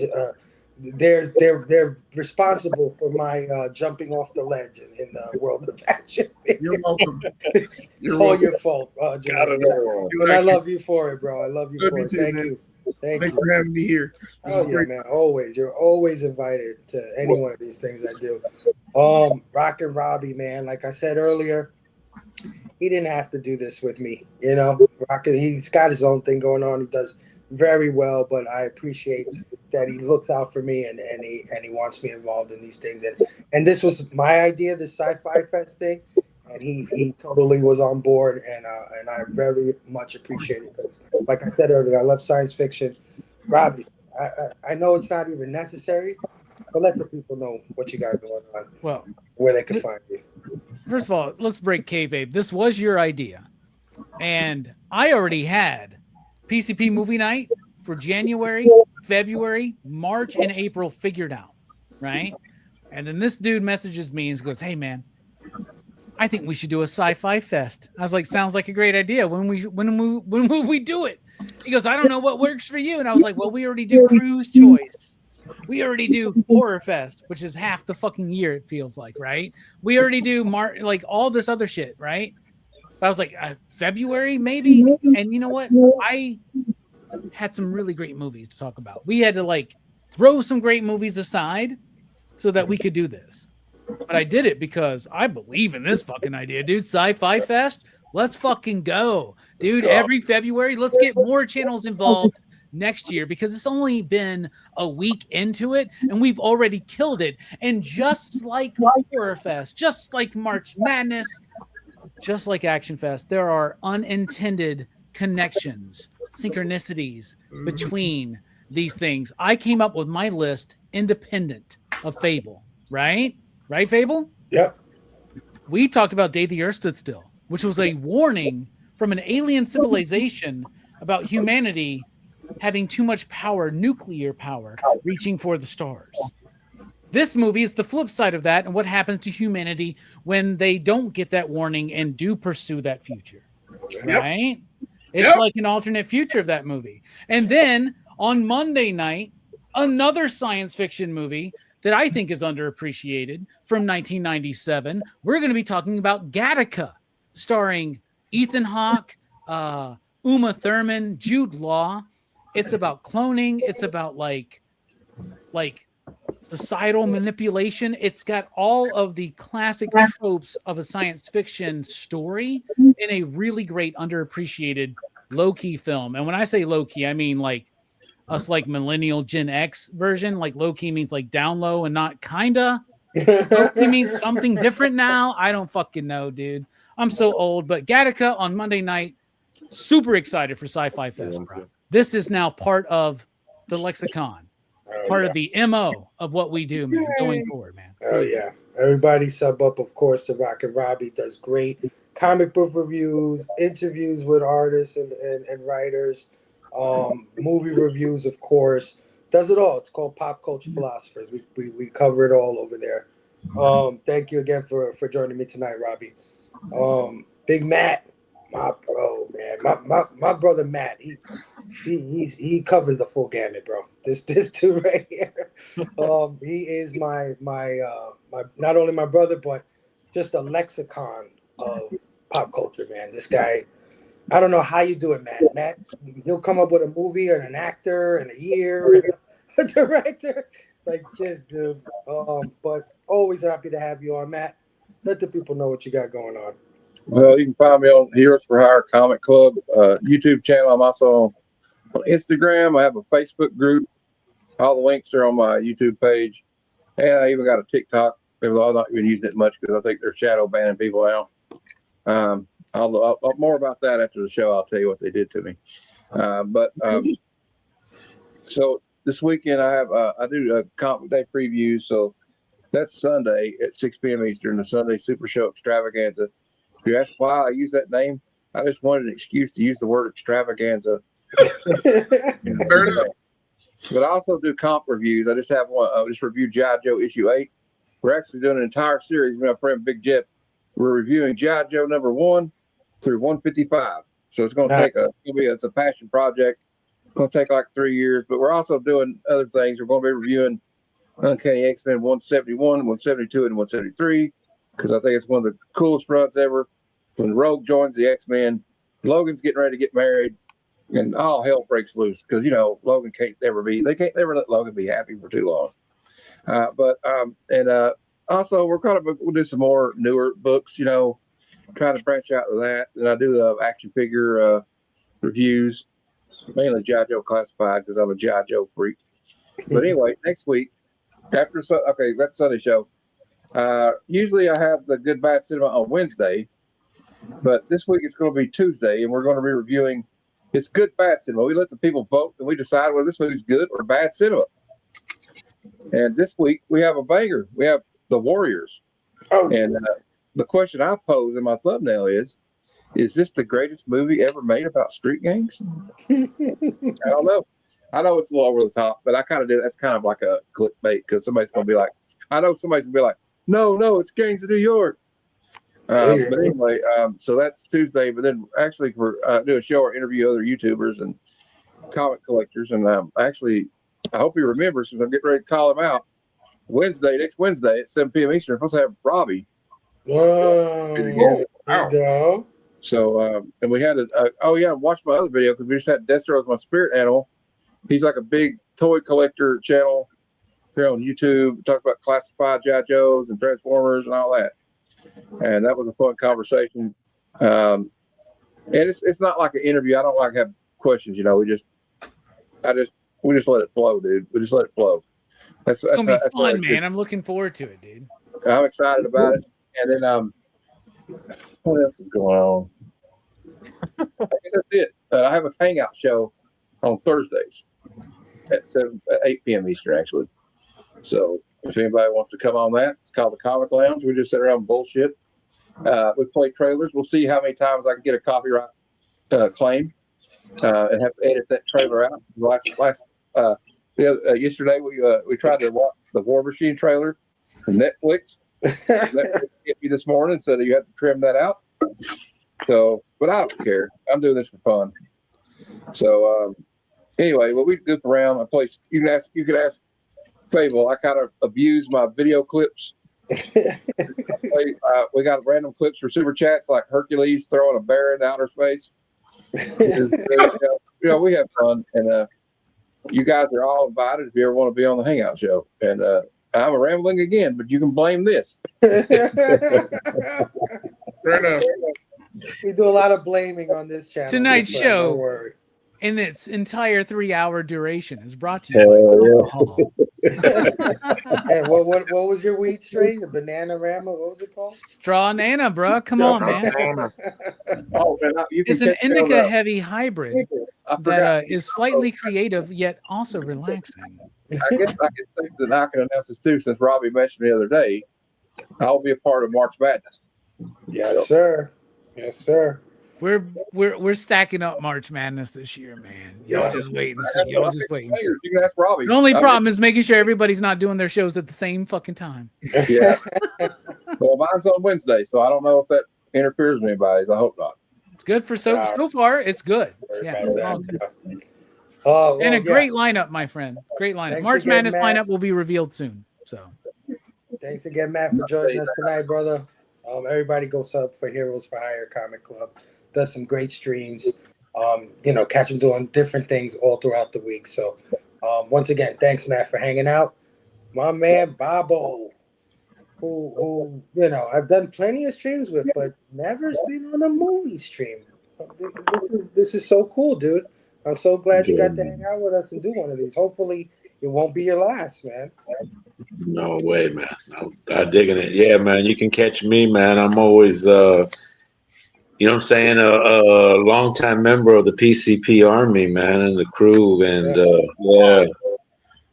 you can catch me on the Blame Fable, man, when they come back, where my real brother Joe sings the incoming song and does the outgoing dance and shit. Yeah, man.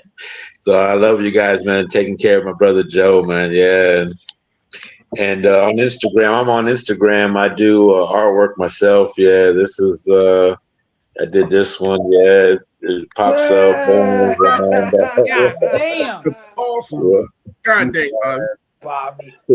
Always. I'm always doing things, man. Yeah, but on Sundays, you can catch me on the Church of Bleecker Street Comics. He does a church show on Sundays. I usually come in, after breakfast with my moms. I stop in there and hang out with those guys. And currently on Tony Sanders' The Hunt, man, I'm the three-time world heavyweight champion. Yeah, I'm currently holding that belt down, man. Yeah, it's where they combine showing off comics and wrestling. And your boy's the champion. So drop in there and give me a vote, man. You know what I'm saying? Throw me some love. And man. But it's always a good time hanging out with you guys, man. I'm feeling blessed, man. Appreciate y'all. So I'm always doing shows with you, but hopefully the next time I throw out a movie list, you jump on it, bro. Jump on some of those movies with me, man. I'm glad I got in this one. Yeah, man. I seen it. I seen it. That was crazy because this one was locked like early. I jumped in quick, boy. Caught the opening. Oh yeah. Of course, you can catch me here, One Collection Down channel, on Instagram, One Collection Down as well. Right now, my show is kind of on hiatus, so this is all I'm really doing is SciFi Fest all month, every Friday night, 9 p.m. Eastern. Of course, with Robbie doing his SciFi Fest lineup every Monday night, 9 p.m. Eastern. Our next film will be The Prestige. What? The Prestige is a science fiction movie? Spoilers. If you haven't watched it, go find out why I'm saying it's a sci-fi movie. But yeah, The Prestige from Christopher Nolan will be next Friday. And Rocket Robbie will be joining us for that one as well. So it's gonna be I'm not on that one, am I? No. Ooh, I forgot. That one will have Robbie, my buddy Greg, the bearded comic bro, will be joining us. Eric, 9 panel grid, will be with us. Jasmine, the first lady of the Bad Batch, will be with us, and your homie from Go Figure Reviews, Brooks, will be Who's never in seen it. Prestige. Brooks has never seen it, and I was like, Brooks, Wow. I hate that you know it's a Oh, sci-fi. great. It's the one I'm thinking of. That's the one where. I mean, I don't think it spoils it that, Is that- much. That's not Is that the one where, Yeah, not is the one really where a David big Bowie spoil. is Nikola Tesla? Yeah, Yeah. Yeah, it was a really great movie. yeah, Yes. great movie. I mean, dude, you It's can't awesome. have a Christopher Nolan film and not have my ass show up. Dude. There That's you just go. like there you go, man. And catch us all month long again on Robbie's Monday night, 9 p.m. Eastern, here Friday, 9 p.m. Eastern, for all the great sci-fi movies we'll be covering for the whole month.